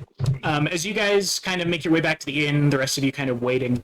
As you guys kind of are sitting there, kind of waiting for everybody to kind of show up so you can talk, as kind of searching for him would be a little bit worse than just kind of waiting for them to show up because they'd likely show up here eventually. You guys kind of wait. Sarah and Frey eventually walk in the door, and as you guys are sitting down at a table getting ready to kind of talk and have a conversation, the door bursts open. You see there in the doorway a woman with red hair. You can see a backpack full of what looks like tinkerer's gear on the back. And as she just kind of opens the door, she says, "Dang, that was a long walk." As Billy Tifa opens the door. Yay. And that's where we'll end tonight's episode. Oh, Billy returns. She's alive. She's alive! I knew she was alive. She's fine. Okay. Yeah. And we'll pick up this. We probably won't be here next week for Thanksgiving, but we'll see kind of what our plans are. We'll see. But for now, the plan is not for this next week for Thanksgiving. So everybody can kind of have fun with their families and everything. But yeah, we're so grateful for you guys to be here, and glad that. Hope it was fun and enjoyable, and we'll see you guys next time. We'll see you. Ah. Bye. Sayonara. See ya.